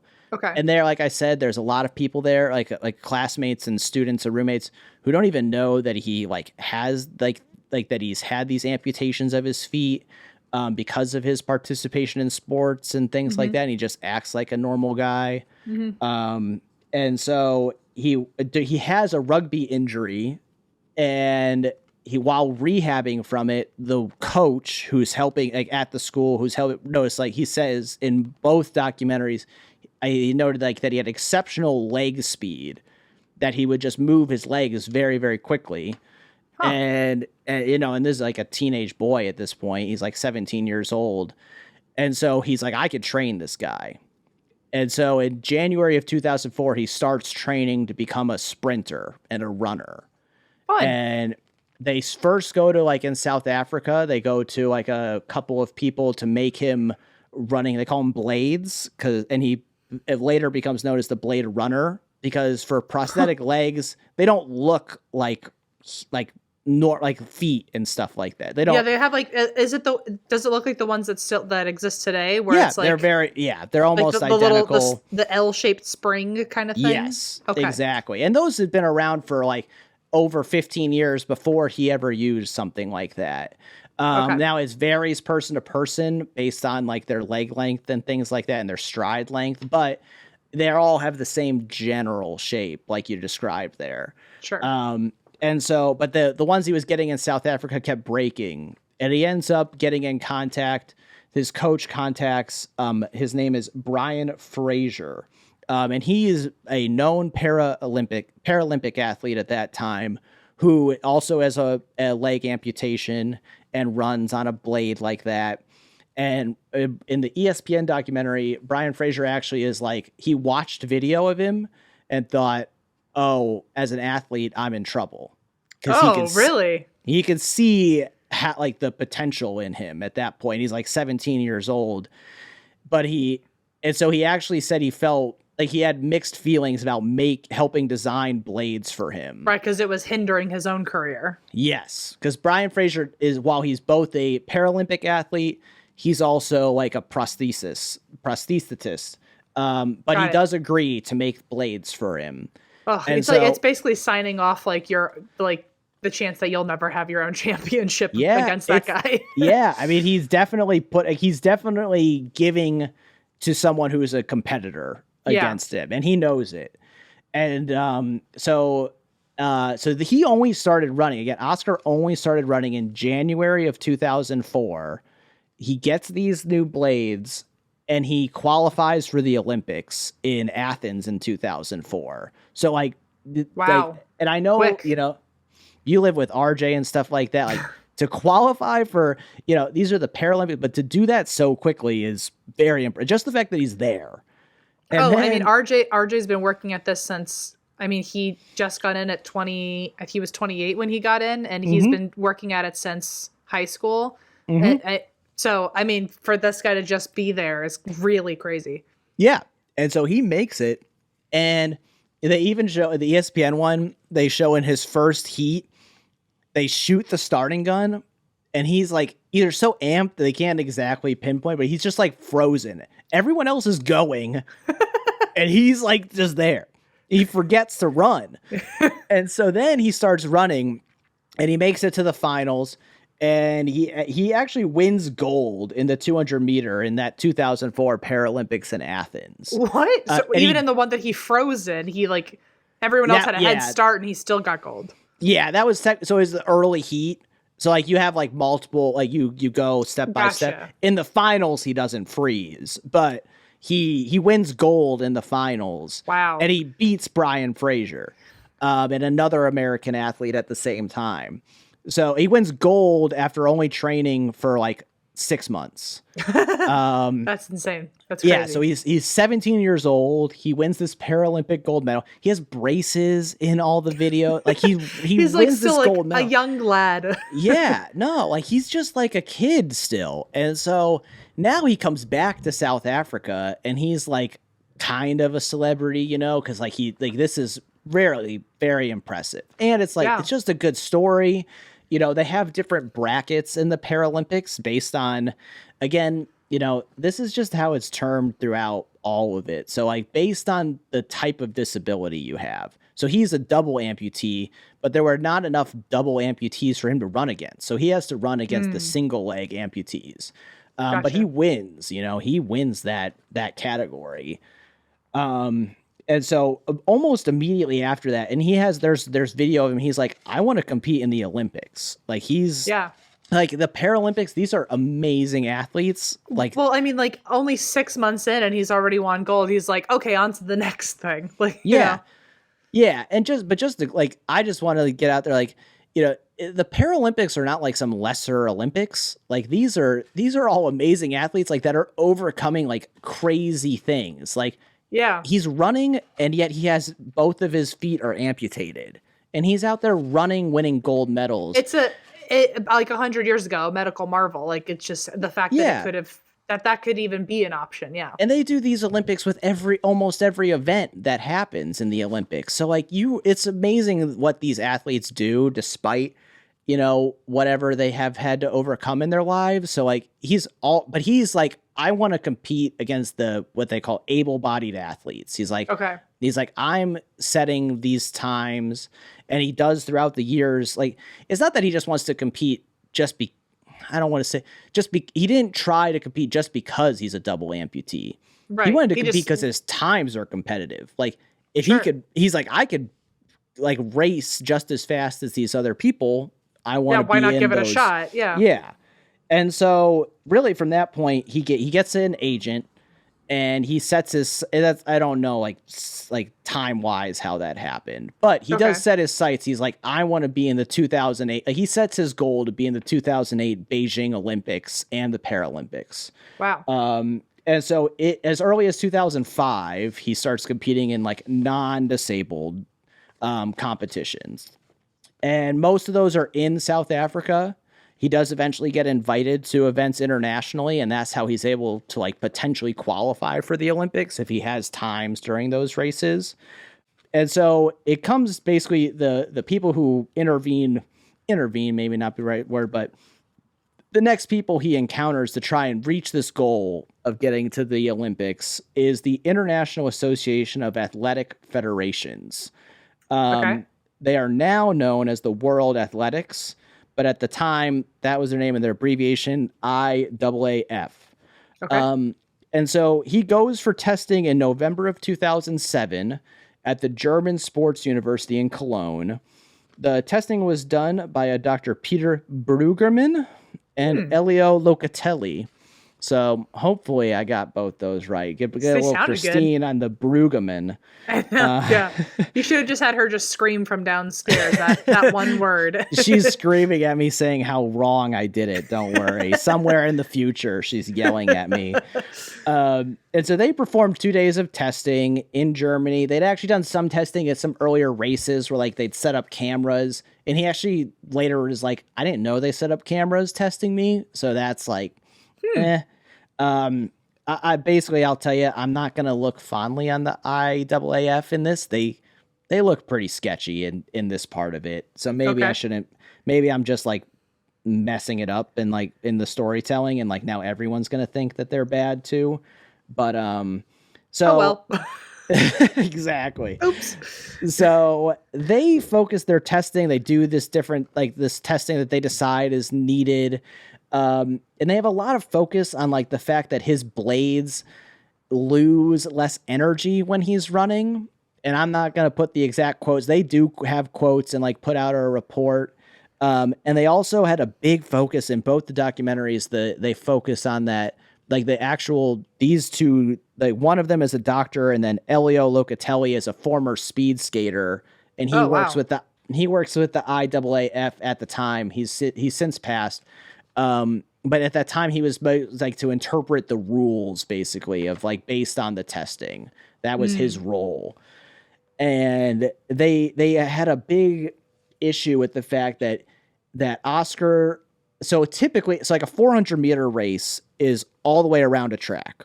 Okay. Thank you for telling me that. I literally would have never known that. Yeah. I wouldn't know if I hadn't had to run the mile a couple times.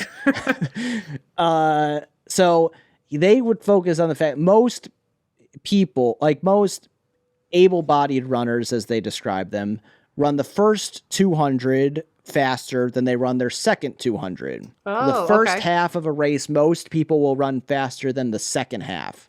Got it. In that distance. But Oscar would run the first half technically slower than he would run the second half. He would gain speed as he went. He would like do the full sprint to like once everyone else was slowing down. Yeah. And they were very concerned that his prosthetic legs constituted cheating of some sort. Oh, my goodness. Okay. They wouldn't word it that way, but there's really no other way to interpret it. It was like his blades are more aerodynamic than human flesh legs. Yeah, and their testing said that he was getting more energy return, or alternatively less energy lost every time he took a step. Okay. Because of the blades and because they were made from this material and the shape that they were made of versus a biologic leg. And at the same time, so like, you could interpret that in a couple of ways, right? Like you could say like, oh, he runs faster in the second half. That's an advantage. But that completely ignores that he's slower in the first half, because for a very good reason, he has prosthetic legs and has to get up to speed. Right. You know, it's not this, it's just so, it's like they basically, I mean, I don't know. I felt like they focused a lot on the potential advantages while completely ignoring all the disadvantages that are happening at the same time. And there had a lot of Paralympic athletes being like, we run on, like, even just having prosthetic legs puts you at risk for like infections, cuts, wounds, healing, all these things that happen to your legs because you have to wear prosthetics. Right.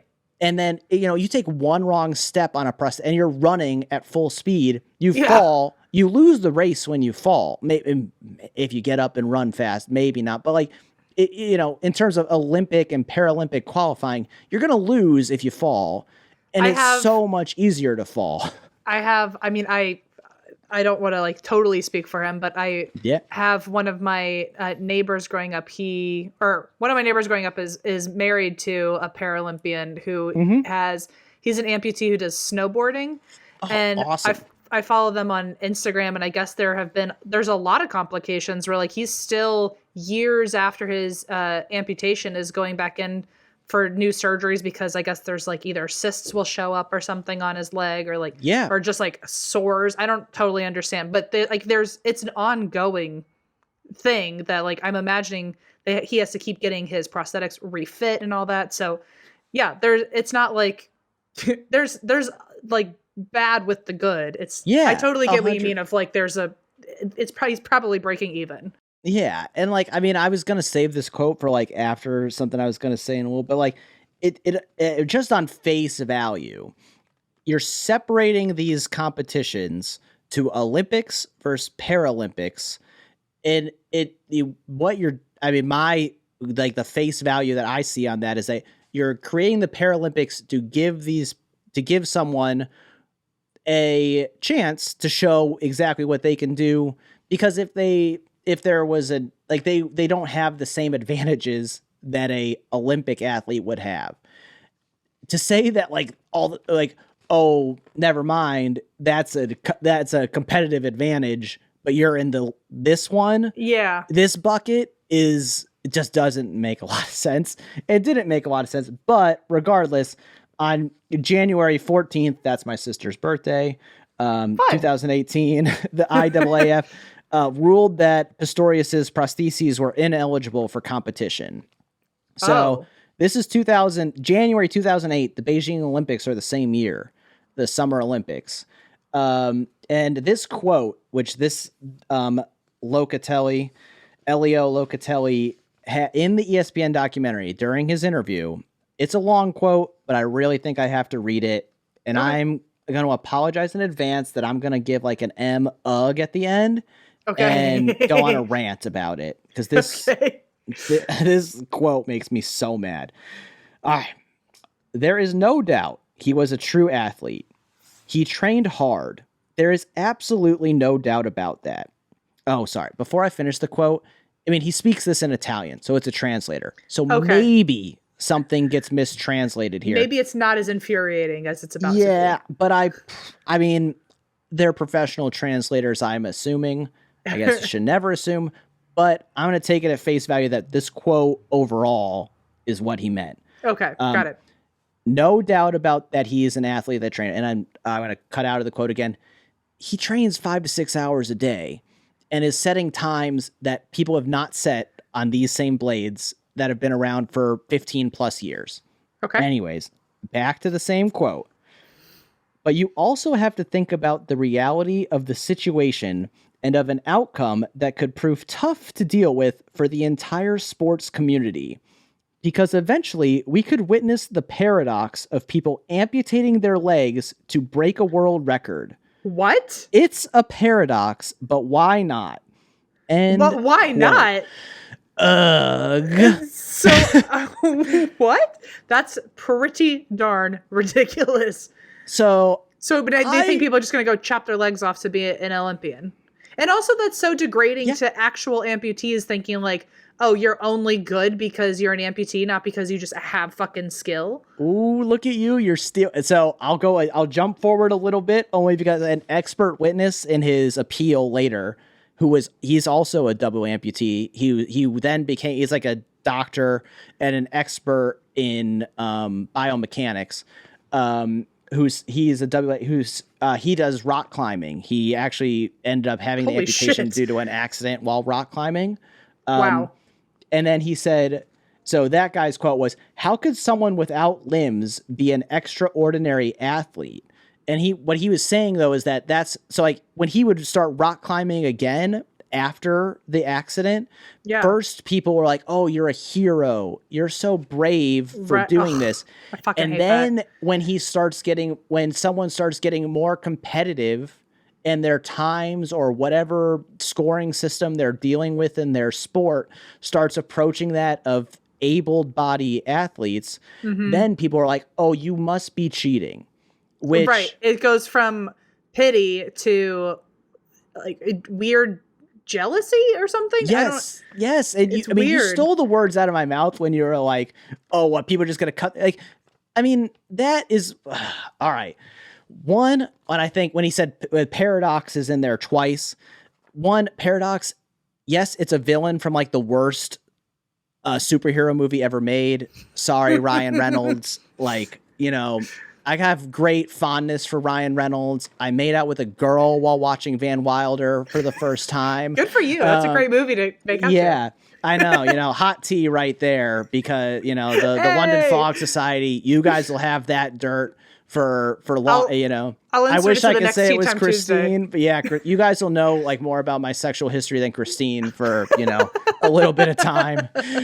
I don't think Christine would want to make out to Van Wilder, though, to be fair. I think it would have to be Ghost Adventures. No, damn, yeah, you're right there. She's much more of a Zach Bagans kind of girl than a Ryan tattoos. Reynolds. Does Ryan Reynolds have tattoos? Who knows? No, Probably. He's a pretty boy. He's got his clean getup.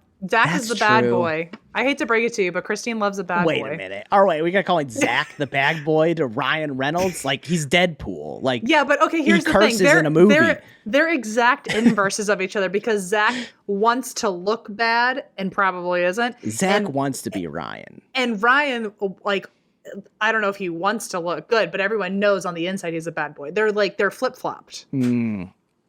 Yeah. That is a paradox. So a paradox is when two seemingly completely contradictory things, or two things that can't seem like they can coexist, do. Yeah. What's not a paradox, and what is, I'm going to call it a straw man argument. I should have really looked up the definition of that to like sure like that I'm getting that nailed. But no, but like you just call it bullshit. It's just bullshit. Yeah, that's what I wrote. Bullshit rant. Is that, if someone cuts off their legs and then says, "I'm doing this," or even appears to be doing it to break a world record, you can go tell that person to fuck off and they can't race in the Olympics or the Paralympics. But that is not what this case was, nor any case of a Paralympic athlete known to man. You see this. I mean, I'm sorry if I'm going to do a COVID rant. You see this a shitload on Twitter about masks and COVID. Like, oh, if we have to wear masks now, then I'm going to have to wear masks in my house or in my car. And it's like, I mean, that's the lowest of like what I'm talking. It's just like straw man arguments are stupid. And Also, that's what this is. I mean, just because I'm someone who likes to make things about myself, I could find a way to also like I won't compare it on the same. They're not really in the same category, except in terms of ridiculousness of hearing like whether or not trans people should be able to compete in their preferred sport or their. I'm so glad you said it, because I was gonna say it too. It's like there are parallels here in the real, like obviously this is real world, but there's parallels throughout sports life, like the Target bathroom issue. Yeah. Oh, someone's gonna dress up like a woman and watch And my then son pee. Like, yeah, it's like if you're worried about. if that happens, that person gets in trouble. Yeah. But it's like, what is the preemptive? It's just also, like, fun fact, if you're worried about men dressing up as women so they can pretend to be women and then assault people, you're worried about rapists, not trans people, so shut the fuck up. Like, are you kidding me? actually define what you're worried about. Yeah. And I don't know what Locatelli was worried about. I turned this into the wrong No, conversation. you didn't. You straight up didn't, because I was going to say the same things. Because cool. this does have, like, this is a thought, like straw man arguments do persist in so many things in our world. Sorry for the soapbox, everyone, but like, look, you came to the right place for a soapbox on. If you hear an argument that's this stupid and it's similar, but it's in a different situation, just think like, wow, that's really stupid. This person just has an agenda, because that's all I'm getting out of this, is that like, if this is your argument that someone is going to cut off their legs to break a world record, you're full of it, because it hasn't happened. It won't happen. If it does, you can penalize them. Like, like, you can also send that person to a mental hospital. They need a therapist. There's so many options if it happens, but maybe wait for it to happen. Like, right. Like, and he literally said at the end of that quote, he said like, it hasn't, something like, oh, it hasn't happened before. It's a paradox, but why not? Why not? It's like, oh, so I can tell you a lot of reasons why not. For him to be saying like, oh, well, it's not even an actual fear, but let's call it an actual fear so my argument is valid, and it takes the ability away from everyone. No, that is 100% right. And if you want to just like cave to the argument, fine. But anyways, I do have good news in that, you know, he did take it to arbitration with the Court of Arbitration for Sport, CAS. They also had a 2-day hearing. Just briefly in the ESPN documentary, the German doctor gets back on there and says, I did not understand. I'm doing a German English accent, but he said it in German. So there's subtitle. It's not, I'm being, anyways, he says that like, I didn't understand the vitriol from, like, they were fuming at the mouth, these American, the people giving testimony. And it's like, no, dude, your argument is just stupid. But the arbitrator does reverse the decision, and they revoke the IAAF's decision immediately. They say that it is okay for him to run on these blades. Good. So this is part of the story of Oscar, though, is that he's an inspiration for people like amputees or Paralympic, anyone who could potentially be in this realm.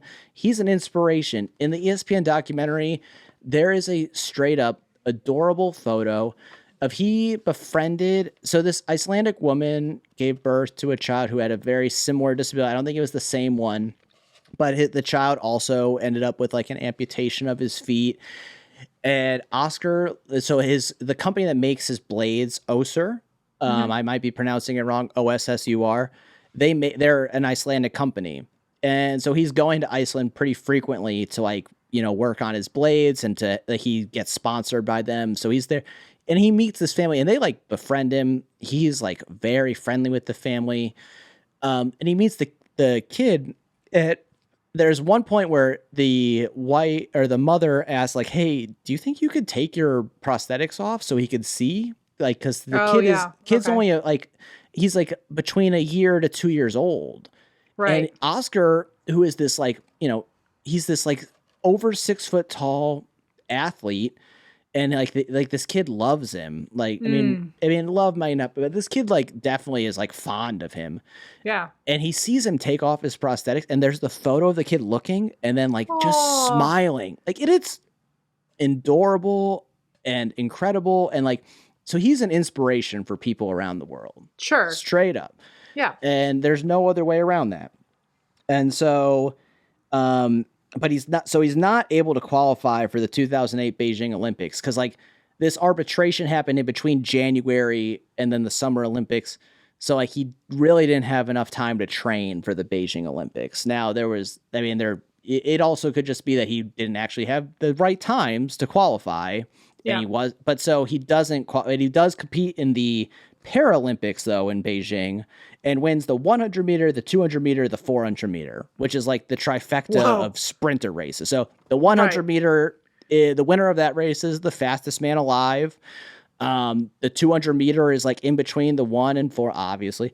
But, for a sprinter to win all three of those races is really incredible. Like that's a big deal. Like Usain Bolt, does that type of shit. Like that's a athletic feat to win those 3 sprinting races. Wow. I feel like kind of shitty that I had never heard of this person before.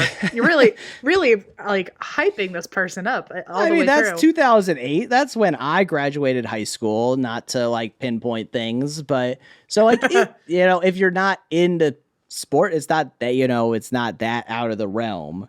But so, fast forward in time, stuff does happen in the next 40 years, but I don't think of enough for this podcast. But he does qualify for the 2012 Summer Olympics. So not the Paralympics. These are the Olympics in London. Wow. He qualifies so he got what he wanted. He accomplished his goal of qualifying for the Olympics, and he competes in the Paralympics too. So he's in London for this whole month. Usually the Paralympics, they always happen in the same city. Usually the 2 weeks after the Olympics. So he's going to be in London for like a month. Versus most athletes there for 2 weeks. And so, he makes it to the semifinals. He comes in second in his first heat. And they have video in both these documentaries. Like the stadiums are full and people are like chanting his name when he's announced. He comes in second in that first heat. In the semifinals, he doesn't qualify for the finals, but like the guy who wins the race exchanges name tags with him, which is like, exchanging jerseys in soccer and stuff. Like it's a big deal. People are going nuts. Like it's like the crowds are huge. And then the Paralympics have the biggest crowds ever by far for him. Like they have a sold out stadium when he's racing, which has never happened before. And so, these are record crowds. He ends up winning gold in the 4x100 meter relay at those 2012 Olympics, or Paralympics, sorry. And then he gets silver medal though in the 200 meter race. So halfway around the track, and he gets silver medal to the gold medalist, Alan Oliveira. And right after the race, his coach in one of the documentaries talks about, he was like, I knew something was going to happen, and he tried to get to him first, but they're in the stands and he's on the track, and it's bad. He gives a quote saying that he's concerned about the length of his blades. And he thinks that he's cheating essentially by the length of his blades. He thinks that he's getting a stride length advantage based on the size of his blades versus Oscar's. I feel like I don't know enough about the science behind the blades, but I would feel like there's like an Olympic regulated blade everyone has to wear so everyone's equal. But is that not really how it works? Because you have to have, you said stride length and height and all that. They can't really do that in the Paralympics because not everyone has the same legs. Does that make or the same sense? Needs. Yeah. So it's okay. That's true. It is a tough call. I mean, to be fair to like in Oscar Pistorius's like team's argument, they had filed petitions like months before saying that they were suspicious of the length of the blades that Oliveira was using. But at the same time, it was definitely the wrong time. And he actually came out later and said, like, apologized for the timing of his comments. Because, like, the guy just won gold medal. He's shitting on it. Mm-hmm. And it's not his whole persona. He's a very complex person and, got a lot, but like, it's really not in the competitive nature to like immediately be like, oh, he cheated. And especially for that reason, but he actually never apologized for saying that he cheated. He only apologizes for the timing of his comments. Oh. But he does get a silver medal in that 200-meter event. But at the same time, so like he competes in the Olympics in 2012. He competes in the Paralympics, and he is at like peak fame at this point. He's named Time Magazine's one of their 100 most influential people. I already mentioned like that stuff with like the Icelandic boy, but there's so many people around the world who like aspire to be Oscar or like just are like inspired by his story. He's named GQ South Africa's like sexiest man alive. He has a number of sponsors. He has a $2 million sponsorship with Oser, who makes his blades, but he's also sponsored by Nike and Oakley, are like big names that everyone knows. And, he attends the South African Sports Awards ceremony with a Riva Stenkamp. So Riva Stenkamp she was born in England. Her family then moves to Port Elizabeth, South Africa. They're like middle income there. Okay. But she ends up graduating with a law degree, but she's really beautiful. She works as a model. Yeah. She was on television. She did a whole bunch of TV commercials in South Africa. And they're dating now. Yes, they're dating now. He's got Made in the Shade. Yeah, she's on this BBC lifestyle show called Baking Made Easy. So, she's beautiful and she can bake. I mean, ding, ding, ding. And she tapes 3 episodes of a TV show called Tropica Island of Treasure. And the series is set to air on February 16th, 2013. Okay. And so then this is where Oscar Pistorius, we go back to like, murder, like why we're on this podcast. Oh, right. Okay. Yeah. For some reason, I thought I was very happy thinking that the crime was just that like the AAAF almost. Yeah. Just me talking about random sports agencies and arbitrators and federations. This whole time I forgot that we were on a crime show. Okay. I wish. And thank you for making me feel safe up until now, please. Now I take my Christine turn on everything. And so the crime aspect of this all really boils down to Valentine's Day of 2013. And so the reason why I mentioned the date of her show airing on February 16th is it ends up being 2 days after this. Ooh, okay. So very early in the morning on February 14th of 2013, and these are like undisputed facts, Riva is shot and killed by Oscar at his home in Pretoria, South Africa. And so she is shot. It was kind of, some sources said 4 times, some said 3, but it is known that Oscar fired the gun 4 times. That is like taken as fact. Okay. And so he's taken into custody. Like a news story part of this, it spread so fast. Like, well, sure. They showed all the stuff like internationally. It was on the Today Show in the US that morning, which I should have looked up which way the globe goes in terms of timing wise. But like Matt Lauer is talking about this like the same day that it happens. Wow. And so there's a lot like, so because of that, so like they have the journalist who sent the first tweet about it. Like he was contacted by like, I don't want to say informant, but someone who knew what was going on, like through the police or something like that. Yeah. And so he showed up and tweets about it. And then there was like a lot of rumors started very quickly. There was a story that was played that she was sneaking into the apartment because it was Valentine's Day. She was going to surprise him by being there. And then he just like out of defense, like shot her. Okay. Yeah.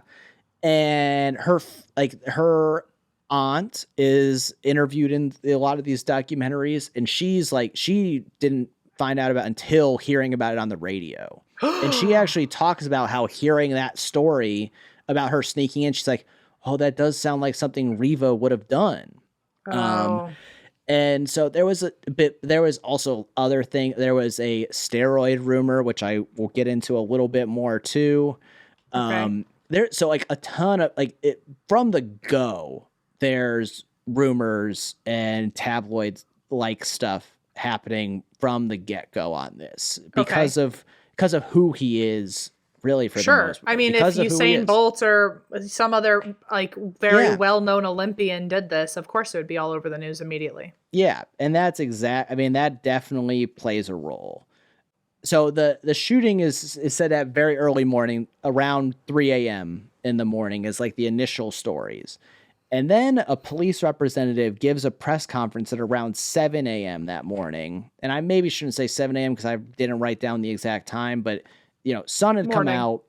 They're giving this morning report, and this is like the first official statement that people are getting about this. Hmm. And they do say that that Riva Stenkamp is deceased. That Oscar Pistorius, they're taking him into custody for questioning. And at the end of her comments, she goes, there have been multiple, this is not a quote, but she ends it by saying they've been called to the house for complaints of domestic nature previously. Oh, okay. So then the news cycle gets on that. Sure. And the lead detective his name is Hilton Botha. And he was also the lead detective for what that representative talked about with the previous domestic complaints. Hmm. And this part, one documentary really played into this, the other not so much. Okay. But I think the one that played it made a lot of sense. This scene was not handled well. So there's some similarities between South Africa and the U.S. Just listen to the Burger Chef murders. Yeah. Not quite that bad. Okay. Pretty effing close. Oh, okay. Multiple police organizations respond to this in terms of that there's the municipal police, and then I forget the exact names, but the National Police Force is also there because he's and so they estimated 70 plus people were on the scene that day, which is Whoa. not good. You want as few people as possible. You want just as many as you need assigned to taking photos, gathering evidence. The less hands, the less potential for damaging evidence. Yeah, you've heard over 200 of these stories. You get it. I get mad every time, Blaise. You don't understand. Yeah, and you're probably going to get mad at some of these parts. So, among the evidence that they gather, they recover the gun that was used. They recover a cricket bat. They get 2 cell phones, one from Riva, one that is Oscar's phone. Okay. There's also a wrapped kitchen present in the kitchen, or Christmas, Valentine's Day, because this was happened early morning Valentine's. There's a present wrapped and with a letter on top. They gather that. They also take the entire. I guess I didn't tell this part yet. So Riva, the house that had so there's the bedroom, hallway, bathroom, but then there's a separate door for the toilet area. Okay. And that door was locked. Oh. They take the whole door off the hinges and take it with them for evidence. Okay. Yeah. It kind of feels like the evidence was already there by it being locked and hinged. Yeah, feels very unnecessary, and the defense will tell you, yeah, that was unnecessary to take down the whole. And I'll just skip to it because I'll forget later. They not only took the whole door, they bring it back, and what? They try to reset it up, God. and take photos. There's video of them doing it, and it breaks while they're doing it. It's just bad police work. I'm not a police officer. My grandfather is a police officer. So I get it. It's a hard job.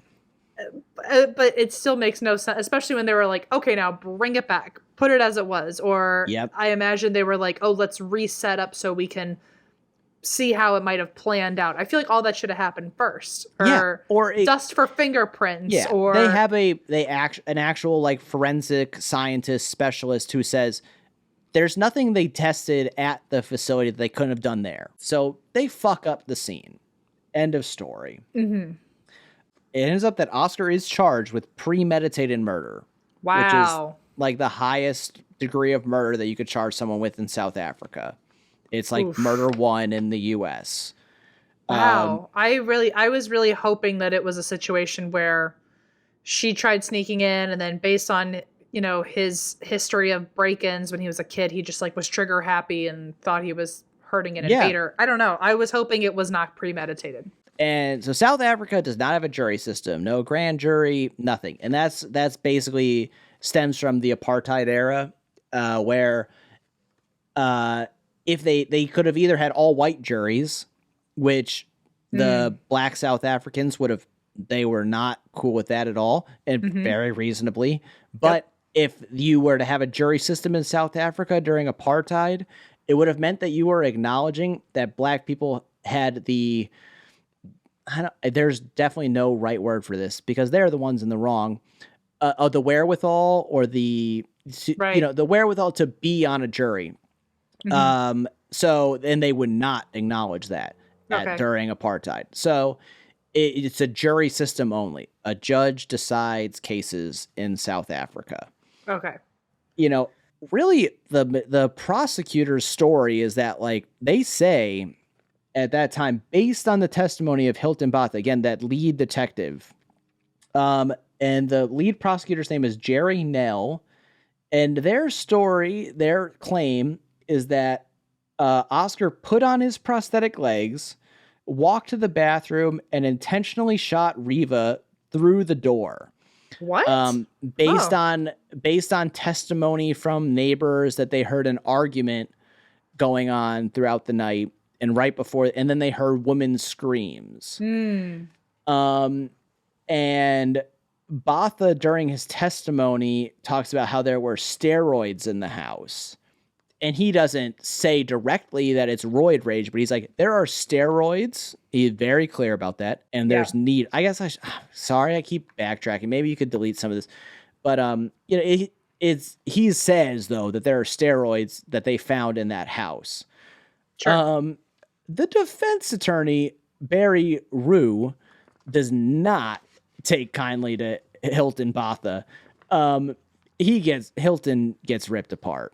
One, let's just start with the best part, and then go from there. Hilton is also convicted, or is on, not on trial, but he is a current murderer. Like, he's been accused of murder while he's investigating. I guess while is not the right word. He is accused of murder from 2011 for attempted murder for drunkenly shooting at a taxi with 7 passengers in it.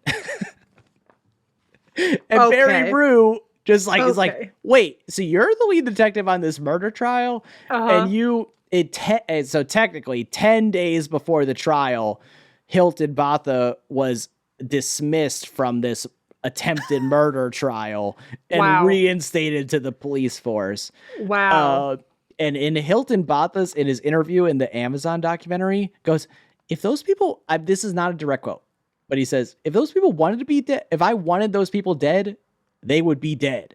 Okay, that's not helping. So this kind of goes back to, and I guess I didn't say the word corruption in that first part, where like South Africa has a big problem with crime and violent crime and domestic violence, but corruption is a big deal in South Africa. At the same time that this Oscar Pistorius trial was going on, the president of South Africa was on trial for corruption. And Jerry Nell, the lead prosecutor against the lead prosecutor bringing the case against Oscar Pistorius, he had already done a trial against the police commissioner in South Africa for corruption. So it's not a good look, and they did such a bad job at the scene. Barry Rue also does a really, it's not hard, but he like eviscerates Hilton Botha about, why was the scene handled so poorly? Like, right. Hilton Botha has quotes saying that like one of the neighbors he quoting lived like this close to the house, like really close to the house. And then it turns out she lived really far from the house. Okay. So like he just seems like all around a little bit of the problem. Yeah, he's a huge problem. Yeah. And they actually like fire him. Like, I mean, he resigns 2 days later from the police force. And I tried so hard to look up if he like what happened with his attempted murder trial. It's nowhere on the first 2 pages of Google. Wow. And I didn't check Yahoo, my most reliable source, but well, everyone would have laughed at you, so it's fine. See, exactly. But so it's not a good look for the defense or for the prosecutors. But so basically with that though, the judge rules that Oscar Pistorius. And so that was actually one last thing before I move on from the bail hearings, because he's accused of murder. He has a high burden of proof to get bail. Otherwise, they're going to put him in jail until the trial. So, in the ESPN documentary specifically, one of the legal experts says it was a bad decision from his legal team to let him do this. But Oscar Pistorius ends up getting a very detailed description of what he thinks happened that night, like his account. And it gives their reasoning for why it was a bad move, is it gives the prosecutors plenty of time to find holes in it and find a reason why he's guilty. Yeah. But at the same time, to get bail, this was necessary, and you're only in the wrong if you're lying. Sure. Like, if you can tell the truth and get through it, it's not going to be a problem. So the general theme, these are not quotes from anything. All of this ended up being on TV. So these are not quotes, but the general bullet points that I have, and I'm sorry this episode is going so long. I guess fans like it when it's Christine and you. They might not like it if it's honestly, me and this you. is the only time they'll ever get Blaise. So I feel like this is like a special. It's like when Disney would have those crossover events or something, and it was you like, never know. April Fools might come again. Honestly, if you two have another baby, I'm sure there will be high demand for another Blaise episode. That was my idea, by the way. I came up with the idea of the April Fool's episode, which I've been told was liked fondly, or had good reviews. I don't listen to my own voice, so I will never listen to that episode or read the comments. It was 100% we got to give you credit for that April Fool's episode where you and Zandy and everyone came on. So perfect. Genius. And it was my favorite episode because we got to just watch Bob's Burgers downstairs, which is what you usually do when we record. That's what Christine's doing downstairs right now. Yeah. So here's Oscar's account of what happened that night. So again, these are not quotes. Go look it up if you want the real quotes. Around 10 p.m., he goes to bed without his prosthetics. They have a balcony that with like sliding doors, and there are fans there. He has a bad reaction to air conditioning. They use the fans to bring cold air in. He also talks about how he can't sleep without like total darkness. Okay. And so he recalls waking up in the early morning to move the fans and close the door. And he places these jeans that are in the room over a light on an amplifier. Like it's like the time, like a green light that's going in the room. So he moves these fans. Also, just to set the scene a little bit. So the bed, he's sitting on the far side from the window and the fans. She's closer to it. Okay. And he's closer to the bathroom, but she's farther from the bathroom. Got it. But so he says he gets up without his prostheses. So he's walking on his stumps, moves the fans, puts these jeans over the light. And then he hears a noise from the bathroom down the hall. Oh, okay. He retrieves his gun. He tells Riva to call the police, but he doesn't wait for a response from her. He goes to the bathroom, again on his stumps, yelling at the intruder to get out of the house. He sees that the bathroom window is open, but that the toilet door is closed. He hears a noise coming from inside the toilet room, Mm-hmm. And with that noise, he fires 4 shots into the door. Okay. He walks backwards down the hallway into the bedroom, feeling behind him for Riva, and realizes she's not in the bed. Okay, I see now. It then dawns on him that Riva could have been in the bathroom. He goes back on his stumps. He tries to open the door, but it's locked. So he goes back to the bedroom. He goes out on the balcony and screams for help. Yeah. He then puts his prosthetic legs back on. And not back, he puts them on, and he gets a cricket bat that he keeps by the bed for defense purposes. Mm-hmm. And he breaks down a panel on the door.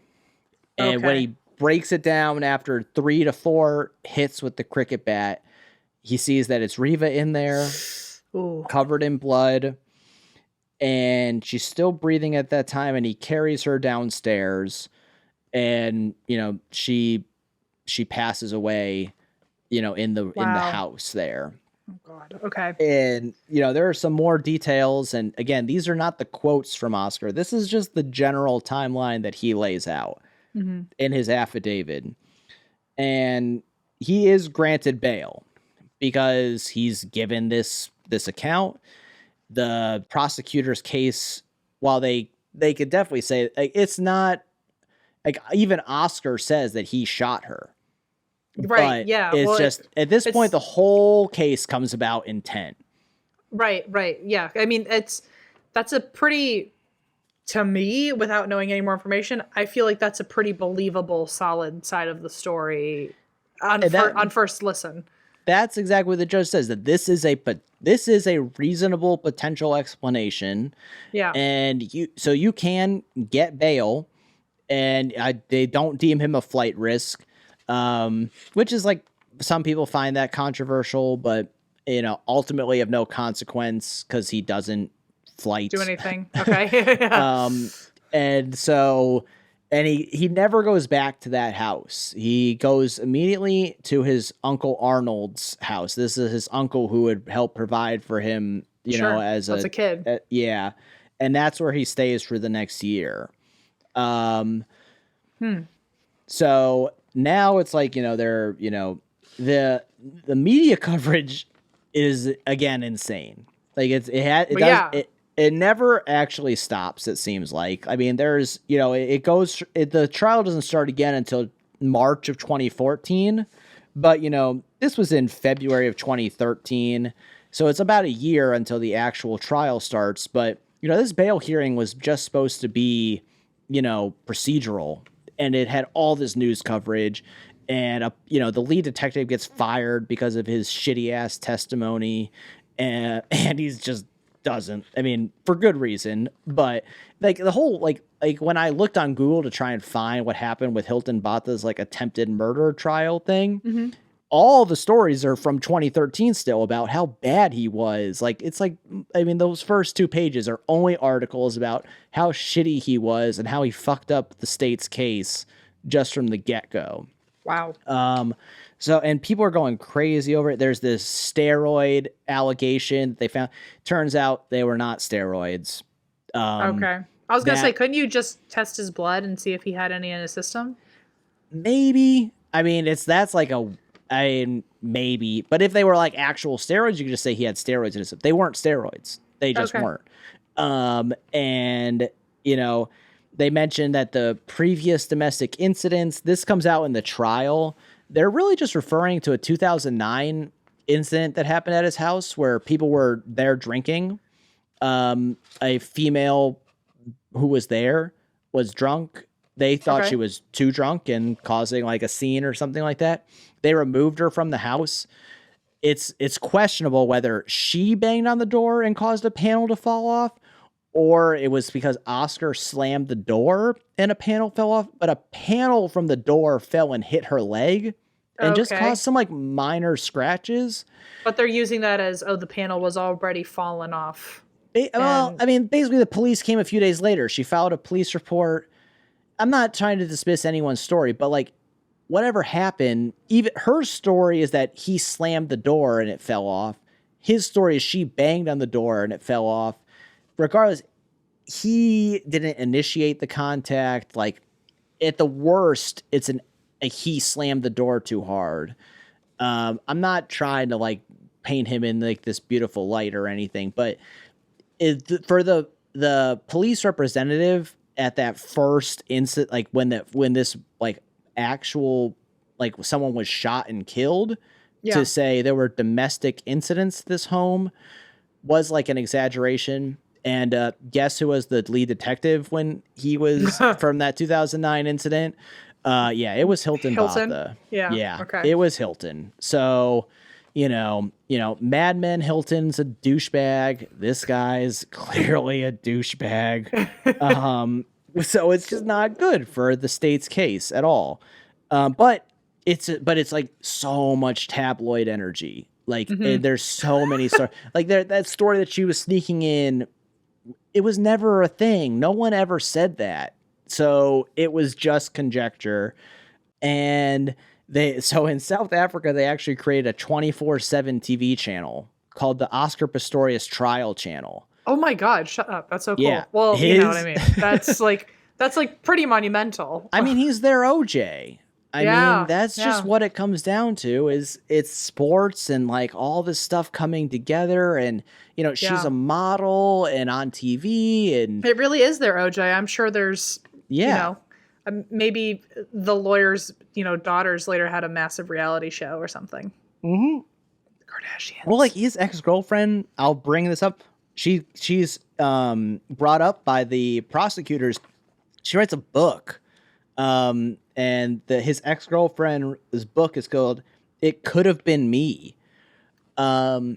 This stuff is just sensationalized to like, and it probably felt more so in South Africa where they have this 24/7 channel, but it's not like people were like, it's not like the channel was there and no one was watching it.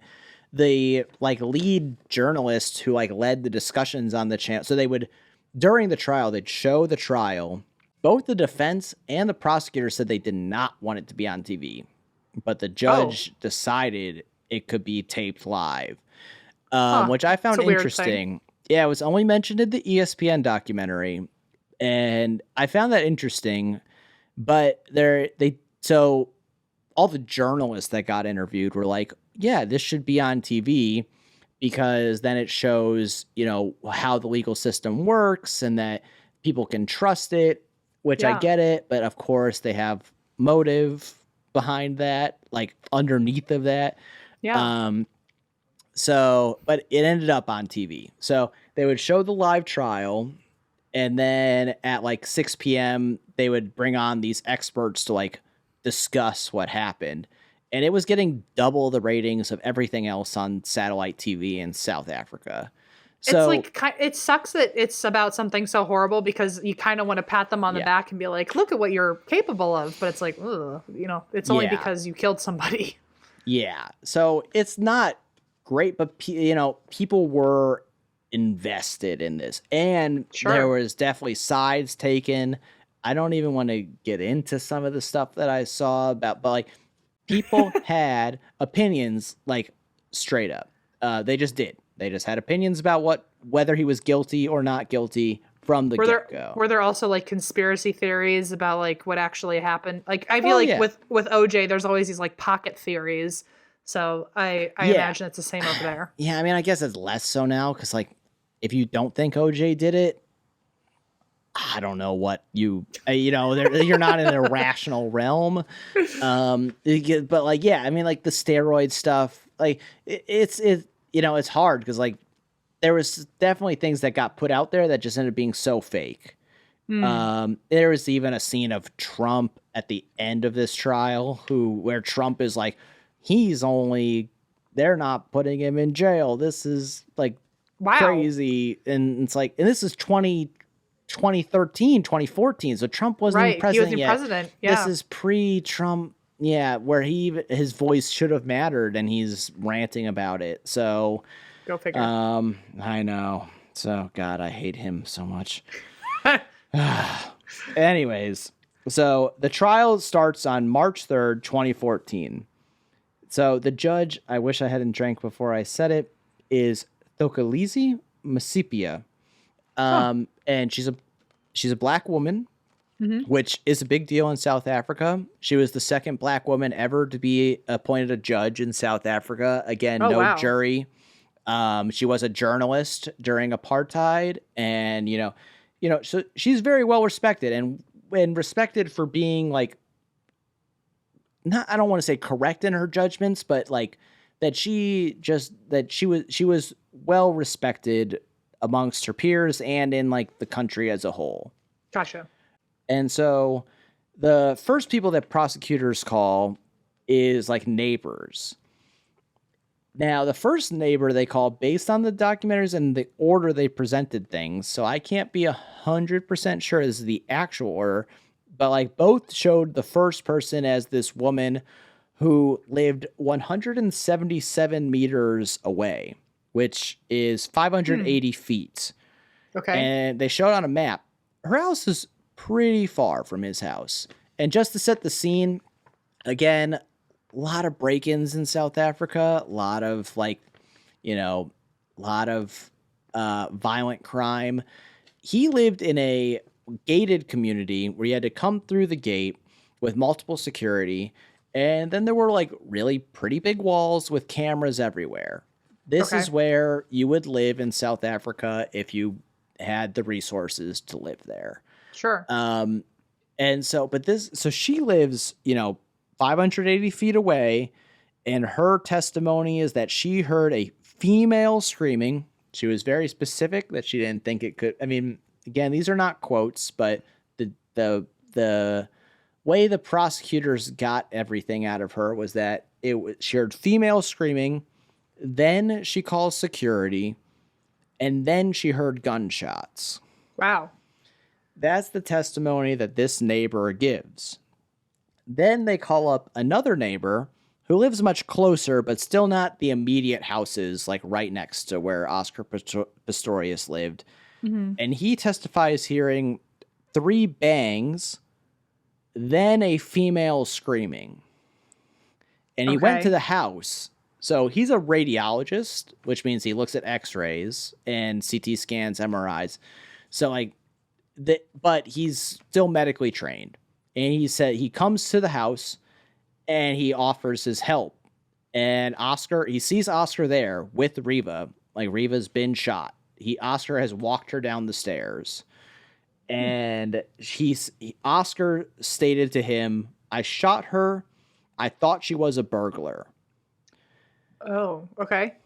Now, the defense, and I meant to bring this up later, but I'll just do it. The defense is like, we don't think that it was a female screaming you heard. We think you heard Oscar screaming.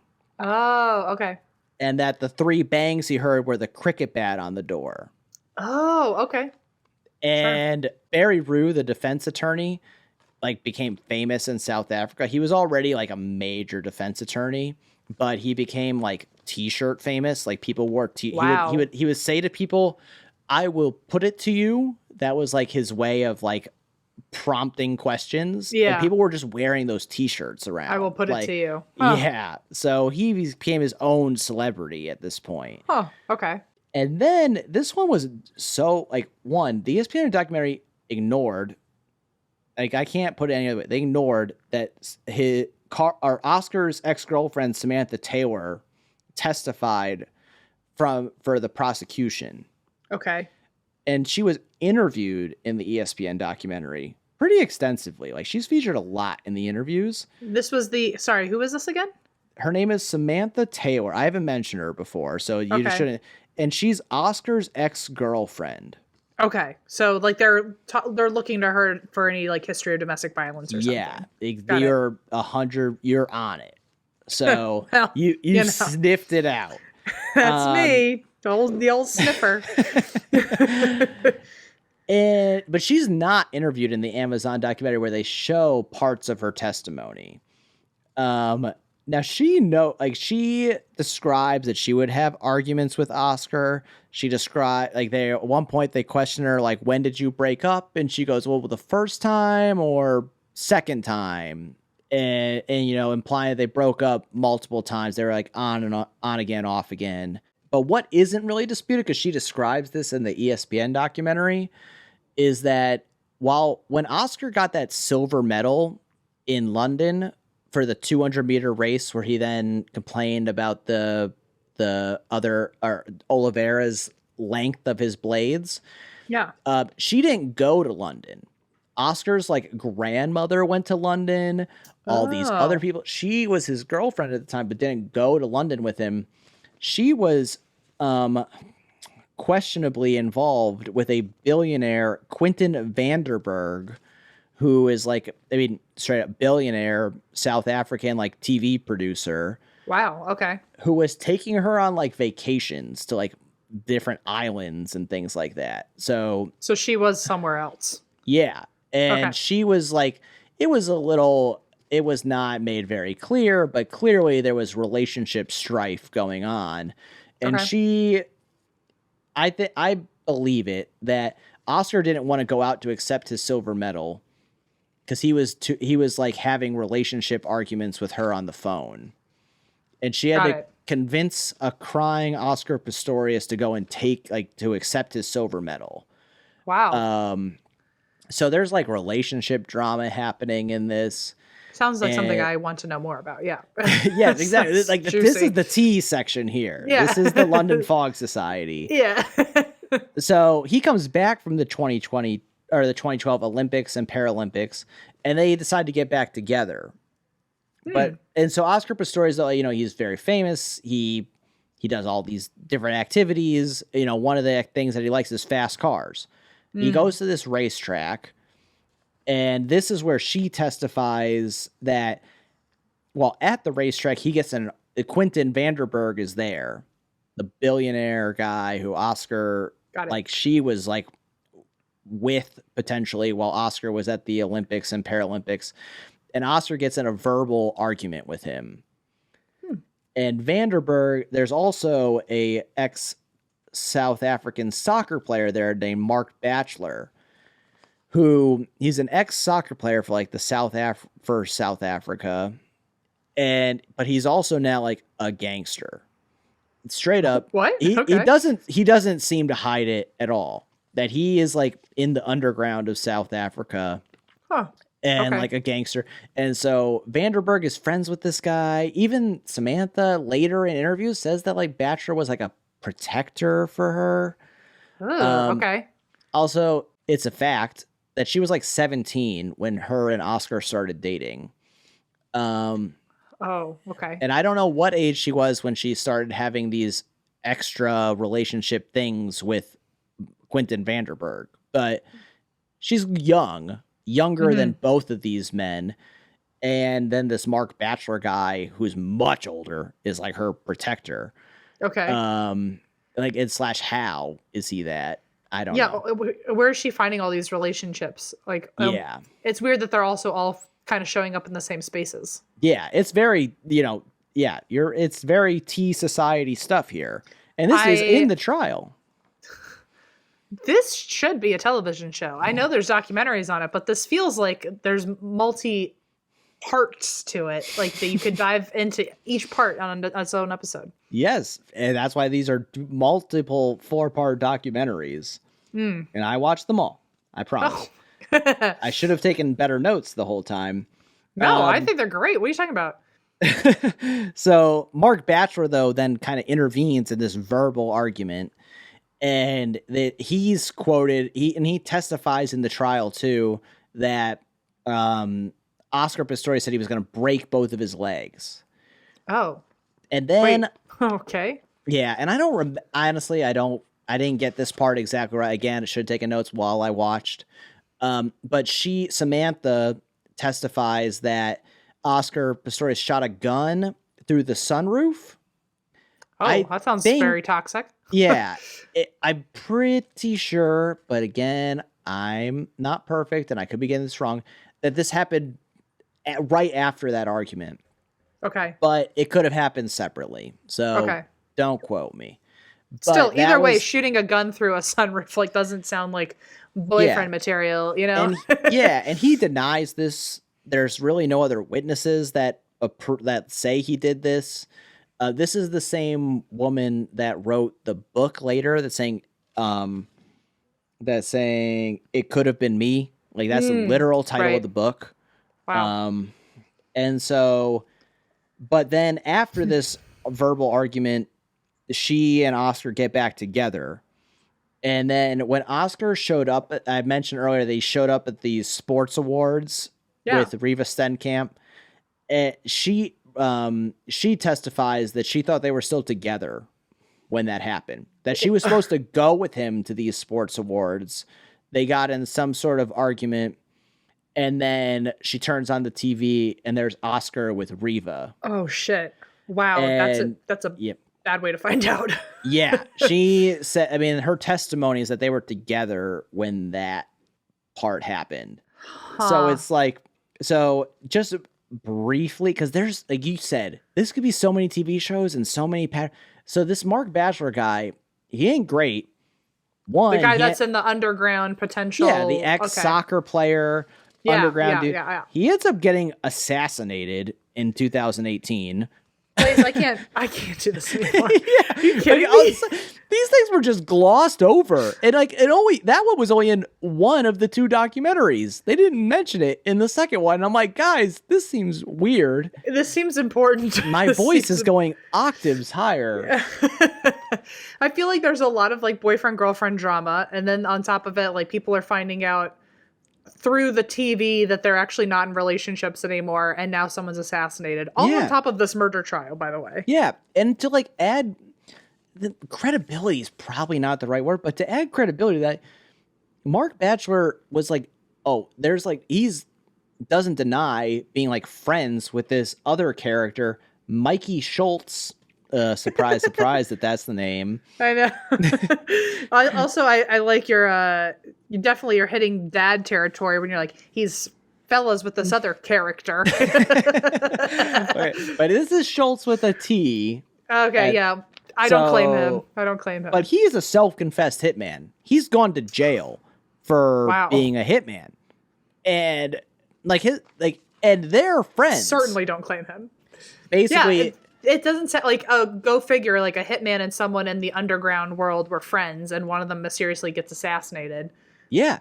No. Interesting. And this is so basically this timeline, and this didn't actually, so like parts of this get brought up in the trial, but the actual defense doesn't bring these arguments because Carl, Oscar's brother, says they discussed bringing this up at the trial, but said for various reasons they could not. This was in an interview on the Amazon documentary, which Carl is featured much less on. Carl is heavily in the ESPN documentary. Interesting. Mostly as a sympathy type of situation, I will say, from my interpretation. But also in the Amazon one was also the only one that mentioned, I'll just do the whole Mark Batchelor, Mikey Schultz stuff now. Mark Batchelor and Mikey Schultz were, so like Schultz is a known hitman. Batchelor is his known friend. The picture that was painted is that this argument happens at the racetrack with the billionaire Vanderberg. Okay. Oscar threatens the Mark Batchelor, the ex-soccer player, that he's going to break both his legs. And then it's after this incident that Oscar starts carrying a gun on him like all the time. Oh, so he probably knew that guy was underground or involved to be carrying around a gun for protection. He knew. Okay. And they imply that Oscar was doing it. So again, this didn't get brought up in court. Oscar is not in these documentaries. He doesn't talk about this stuff. They bring up though that, so like this is why Oscar was, they play it up in the documentaries, not in the trial, but that Oscar was so nervous and carrying a gun on him at all times, and so, because he thought there was a theory that Vanderberg had initially hired or told Batchelor to intimidate him. Gotcha. That makes total sense. I don't know why I didn't put that together at all yet. And then Mark Batchelor and Mikey Schultz were like, no, we're going to kill him unless you pay us more money. Oh shit. And Okay. Oscar knew about this. This gets floated around in the documentaries, like, in Gotcha. between the two. This is what gets floated around as to why Oscar was like extra scared of stuff. Sure. So then Oscar's friend also testifies for the prosecution, because there was an incident that's known that Oscar accidentally shot a gun in a restaurant. He's shooting guns everywhere. What is going on? Yeah, it's not great look. The friend says that he had his gun.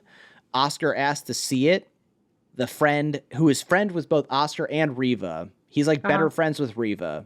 Okay. Says that he told him there's one in the chamber.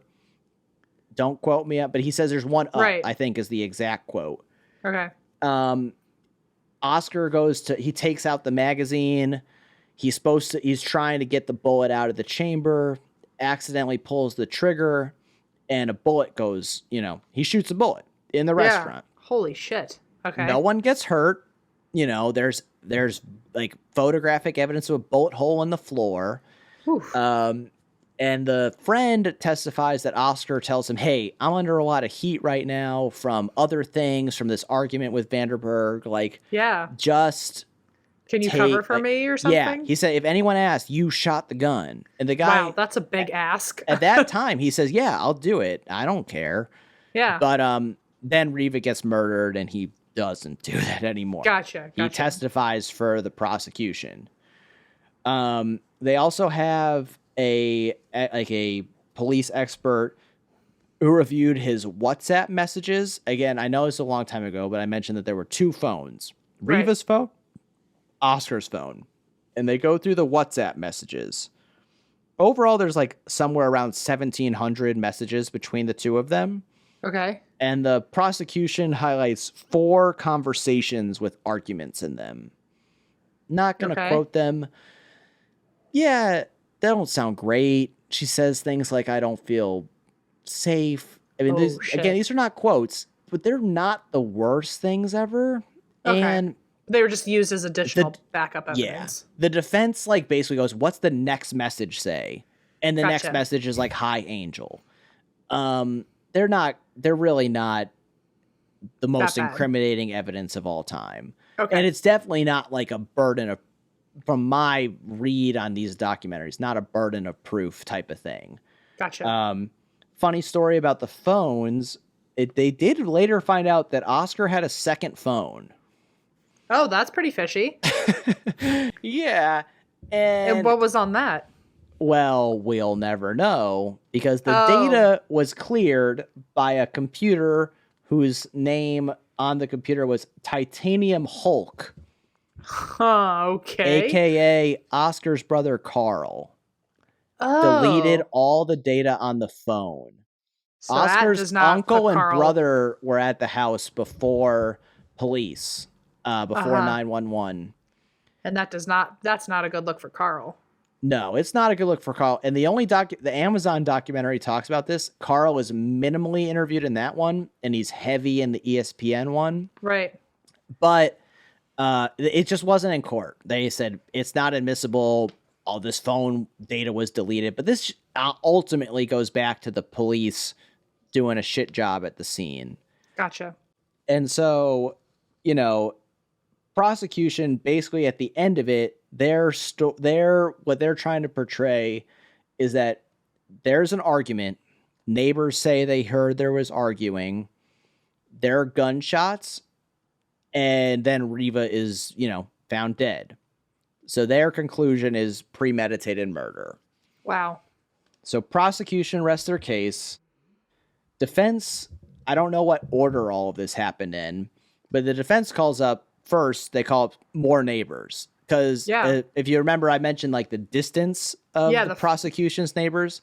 Right. They ignored the closest neighbors, who the defense immediately call up. They only talk to the people who heard a scream forever away. They talked to everyone, but they only chose to call up certain people. Gotcha. And so the defense immediately calls up the exact next door neighbors, who they mention are both black, and say that they heard banging, like 2 sets of banging, and they both described male screaming. Okay. Then a second set of bangs. Okay. And then they also bring up like forensic experts that like they take Oscar's story and create like stuff so it like shows that it's plausible that his story is real.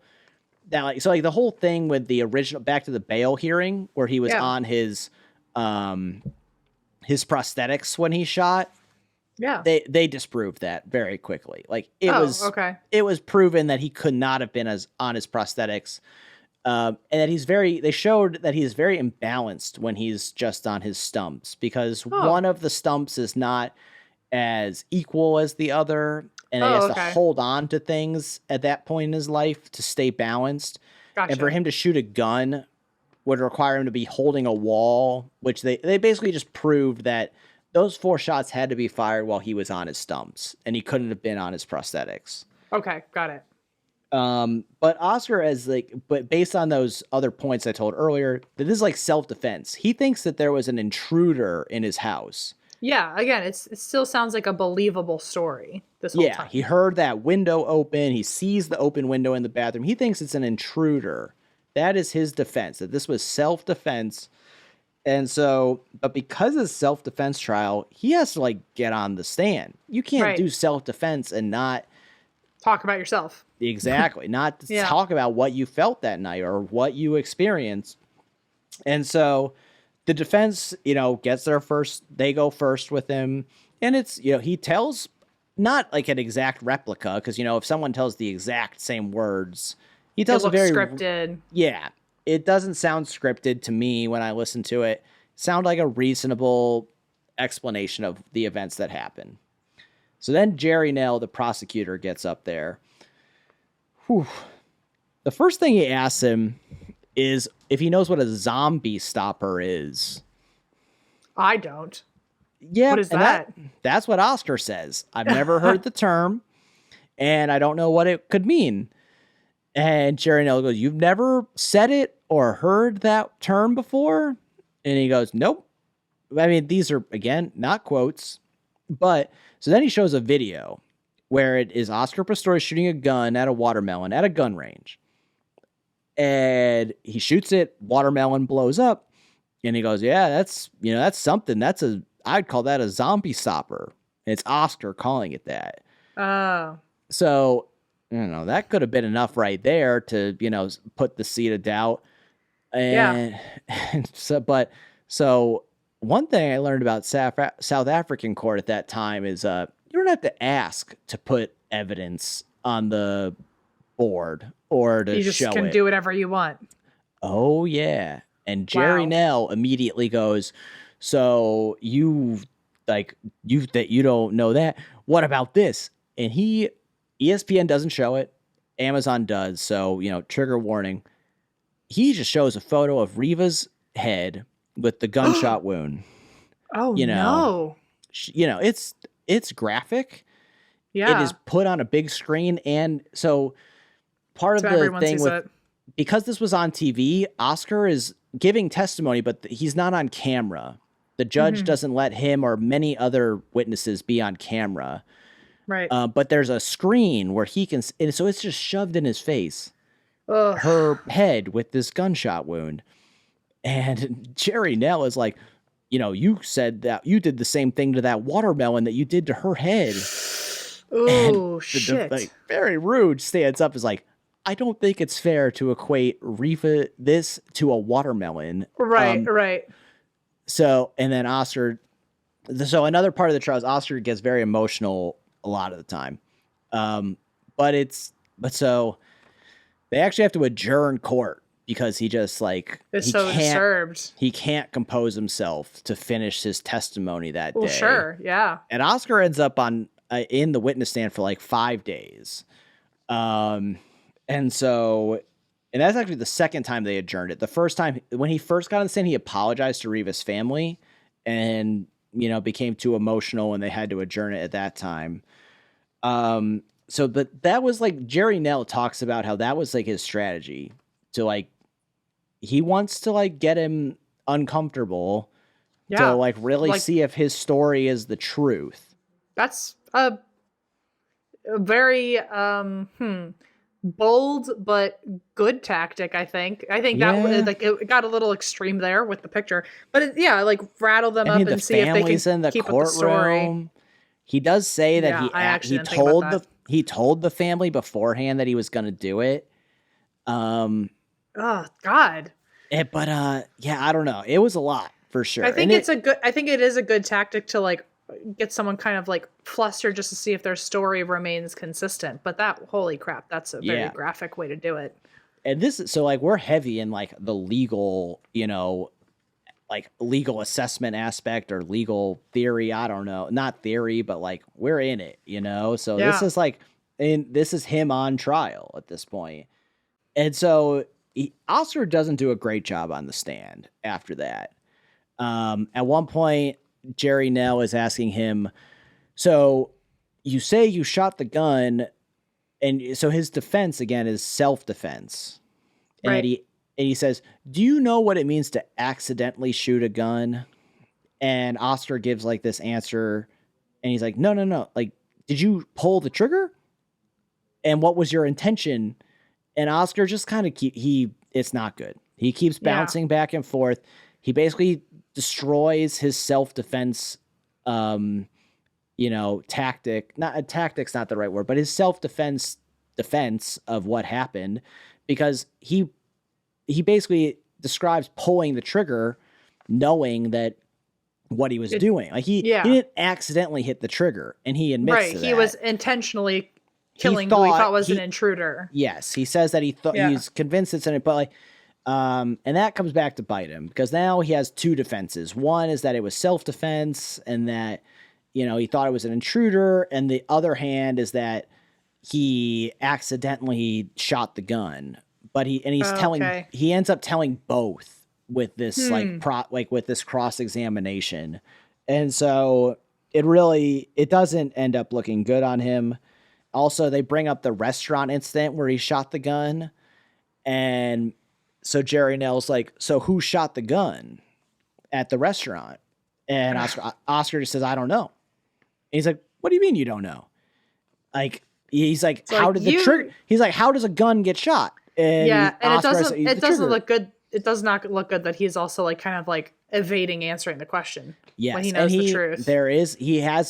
He says during his testimony, of course I'm thinking about what I'm saying. This is my life on the line. Yeah, which I don't blame him. It's the truth, but it's not a good truth. Especially like when everyone's there to pick apart every word you're going to say, you want to be careful with every single word. Yeah. So. And Barry Ruin, the ESPN documentary, calls his testimony about the accidental discharge, like where he says, not the restaurant, where he's talking about if he pulled the trigger or not in the house. He just says, I would like to call that unfortunate and don't want to say anything else about it. Like, as a defense attorney, he knows it's bad. So it's not good. And so, but at the same time, with all the people the defense bring up and things like, they establish a pretty clear timeline that the gunshots happened around 3:12 in the morning. The screaming that is heard, they pretty convincingly say it was Oscar screaming. These neighbors who are further away, who thought it was a female screaming, the direct neighbors say it was a male. And it's all the neighbors who had even contradicting things. It was like impossible, because the phone call or the banging that they heard was closer to 3:17 in the morning, which is when Oscar reports hitting the door with the cricket bat. Okay. And ultimately, the judge agrees with the defense's timeline of things. There's like I can't describe. I mean, this was, months of trial. There's so much more stuff that went on, but the judge in her decision talks about how she agrees with the defense's timeline of events, that at around 3:12 in the morning, gunshots were fired. Screaming was heard in between 3:12 and 3:17, and that it's impossible because so with the gunshots, there were mortal wounds. Okay. you can't hear two sets of bangs and like this and her screaming in between because one of those bullets went through her head. There's no way she could have been screaming. Right. So, wow. Holy shit. So, yeah, the defense rested their case on July 8th, closing arguments on August 7th and 8th. And then on September 12th, 2014, the judge finds Oscar guilty of culpable homicide, which Culpable homicide. in the U.S. is equivalent to manslaughter. Okay, got it. And she reads her whole reason, because again, it's a no jury, so she has to explain everything. Right. And so these are not quotes, but she notes that while he was not a good witness and did not help his case by getting on the stand, right. That the prosecutors did not prove beyond a reasonable doubt that his actions were premeditated. And that she agreed with the timeline of the defense more than the timeline the prosecutors were trying to put forward. Gotcha. And he's sentenced to 5 years in prison. And 5 years. Yeah. And he becomes emotional during it. But he had also mentioned multiple times that his goal was to be deemed not a murderer. Right. So this is deemed kind of a win. Because he never denied that he shot the gun. Right. But it wasn't intentional. There's questionable parts of that. But he took blame for shooting the gun. But he didn't want to be considered a murderer. Right. That's that fair. This was intentional. There was some like argument, and that's why he shot her. But there, like, basically people were not happy with it. There was the people who thought he was guilty of murder. There was also the African National Women Congress, who were like they defend a lot of domestic violence, or like support a lot of cases of domestic violence. It gets pretty controversial in the documentary, so I don't want to go too hard on it. Sure. But people weren't super thrilled. And so the prosecutors did appeal to the Supreme Court of Appeal in South Africa. And they started it in November 2014, and then it was November 3rd of 2015 that they overruled the conviction. Wow. Under the legal precedent of dolus eventualis. Huh. And that is basically, in layman's terms, is whether an accused did not actually foresee the outcome of their actions rather than whether they should have. Gotcha. Okay. So the judge states pretty clearly after, like, the Supreme Court judge says that, like, by shooting at a locked door without knowing who's behind it, without doing other things to try and prevent shooting at the door, that he would have known by shooting he was going to kill someone. Right. And he's guilty of murder because of that. Regardless of who he thought was behind the door. He had the intent to kill, just a different person. Yeah. If it was an intruder, he still would have been guilty of murder, is what they were saying. Oh, okay. And so the case actually has to go back to the same judge, Judge Missipia, for resentencing. And in July 2016, she sentenced him to 6 years in prison rather than the 5 years he got for the culpable homicide, which is a little weird because they mentioned multiple times that the minimum sentence was 15.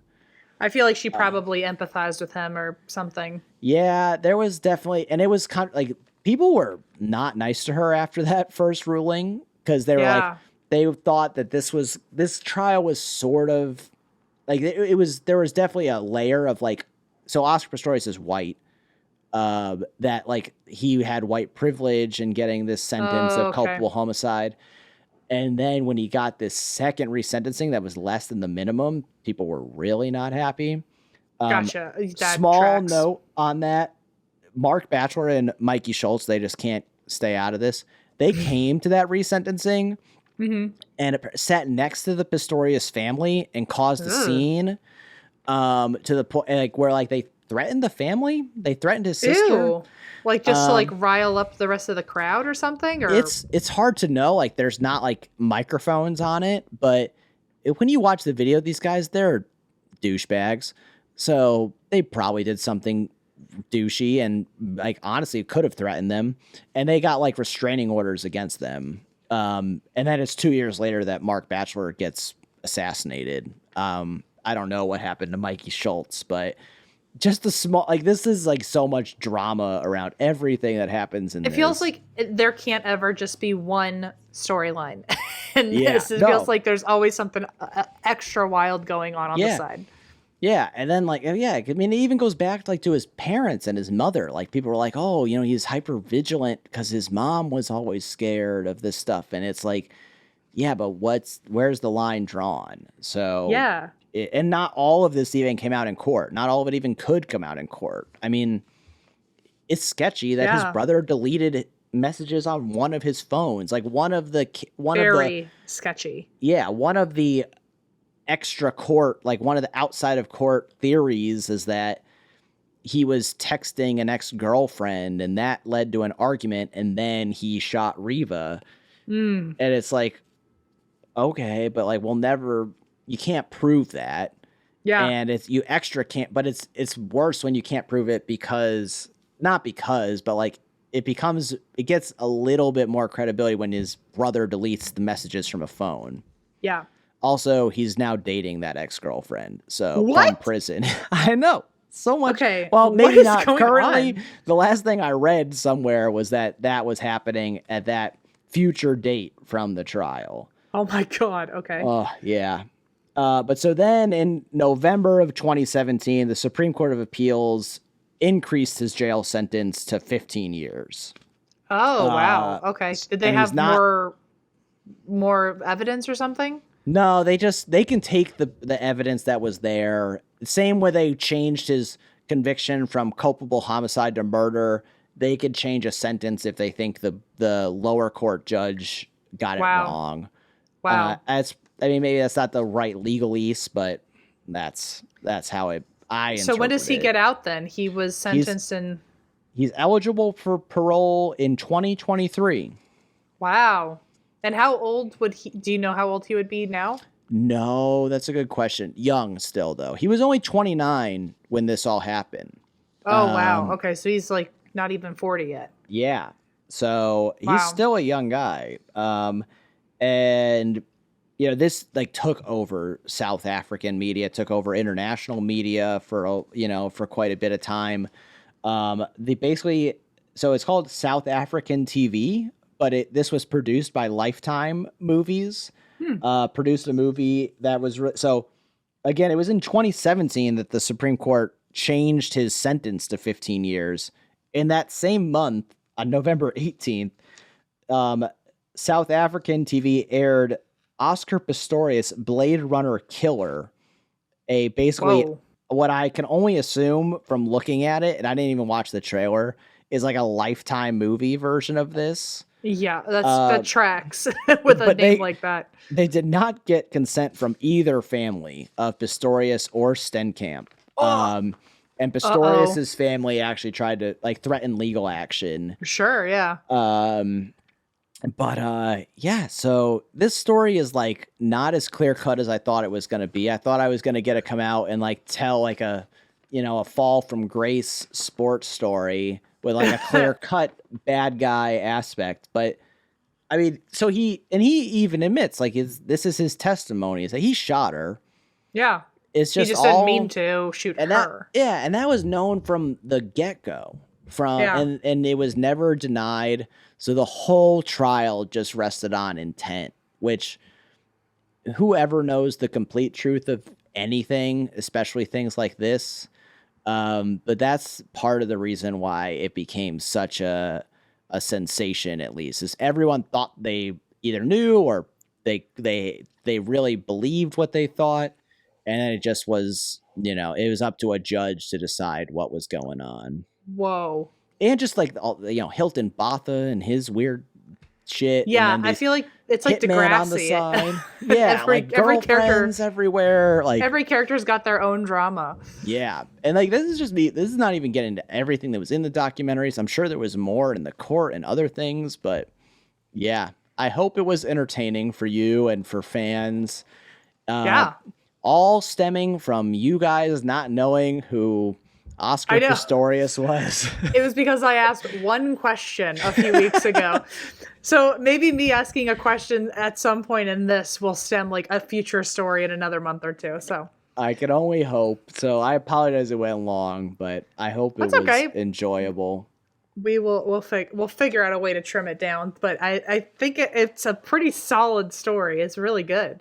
I had no idea when I asked that one question of like, I didn't even know what kind of killer he was, let alone like this whole drama and then the whole Olympic drama before this. Yeah, like you were right. God. I mean, honestly, I really felt like that's what I was nervous. I was like, Christine, I have 5 pages of notes. How long should this take? She goes, 45 minutes. I'm like, I don't know. Because it's like, it really is multi-parter. Like I headlined his early life. His athletic career by itself is like its own story. A controversial might be the wrong word, but it's like, there's like stuff like you said, and it again, I'm going to go back to it one more time. Like it does play into things like there's arguments about this now. Like, this stuff happens in sports now with transgender athletes, even people who identify as female playing traditionally male sports like football and wrestling. Yeah. Like there are stories every year of wrestlers who refuse to wrestle someone who identifies as a woman or a female, and it's like, why? Like, you afraid you're gonna lose, bro? Like, if that's it, like, just quit. But it's just at certain points, it's just like, it's hard because there definitely are things that are cheating, like using steroids. In the trans world, I've also heard the argument of like, if you're afraid of people who identify as female playing in sports and having the advantage over cisgender females, then or cisgender women, sorry. If they identify as a woman but they have more testosterone naturally, you could argue like, well, yeah, like a lot of athletes out there are famous because they've got some like weird freaky anomaly in their body that has caused them like Michael Phelps having like a wide ass wingspan is so should he have been kicked out of swimming? Like there's always arguments about stuff like it's so I mean of course it's a horrible argument now because he did cheat.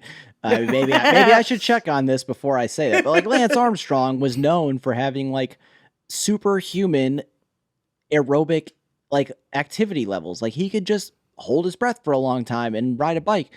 But he also did a lot of probably cheating. I don't know it for a fact, but it was, so it just like, where do you draw the line? And I guess sometimes I guess my only takeaway would be maybe try the face value version first, because in Oscar Pistorius' case, in terms of whether he should be able to compete in the Olympics versus the Paralympics, the face value argument is he should have been able to compete in the Olympics without a question. The argument is he fast enough and can he hold his own? And if the answer is yes, then I don't know what the problem is. But then again, I'm not like, if you're an Olympian and have an opinion on this, let me know. But until further notice, I think that's a pretty fair argument. And also for Christine to say that only 5 pages takes 45 minutes, it all depends on the type of, like my notes are always only 1 page and takes an hour. So like it's always all over the place, so no worries. Oh, yeah. Let's blame Christine for all of this. Okay. Let's just do that. Title of the episode. Christine takes all the blame. Well, when we come back next week, she will officially be back from maternity leave. So she will probably have heard this and find out that everyone. We're blaming her.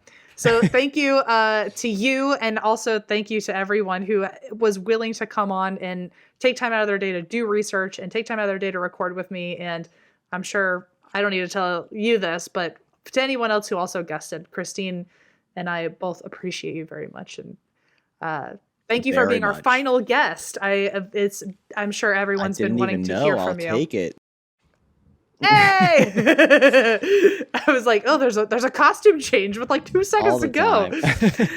Well, thank you so much. And again, congratulations on your little baby. And if you do have a second one, we might ask you to come back on for the next bout of maternity leave. So sounds good to me. All right. Since you seem to know the show pretty well, I guess you know how this ends, right? All right. And that's why? A break. We drink.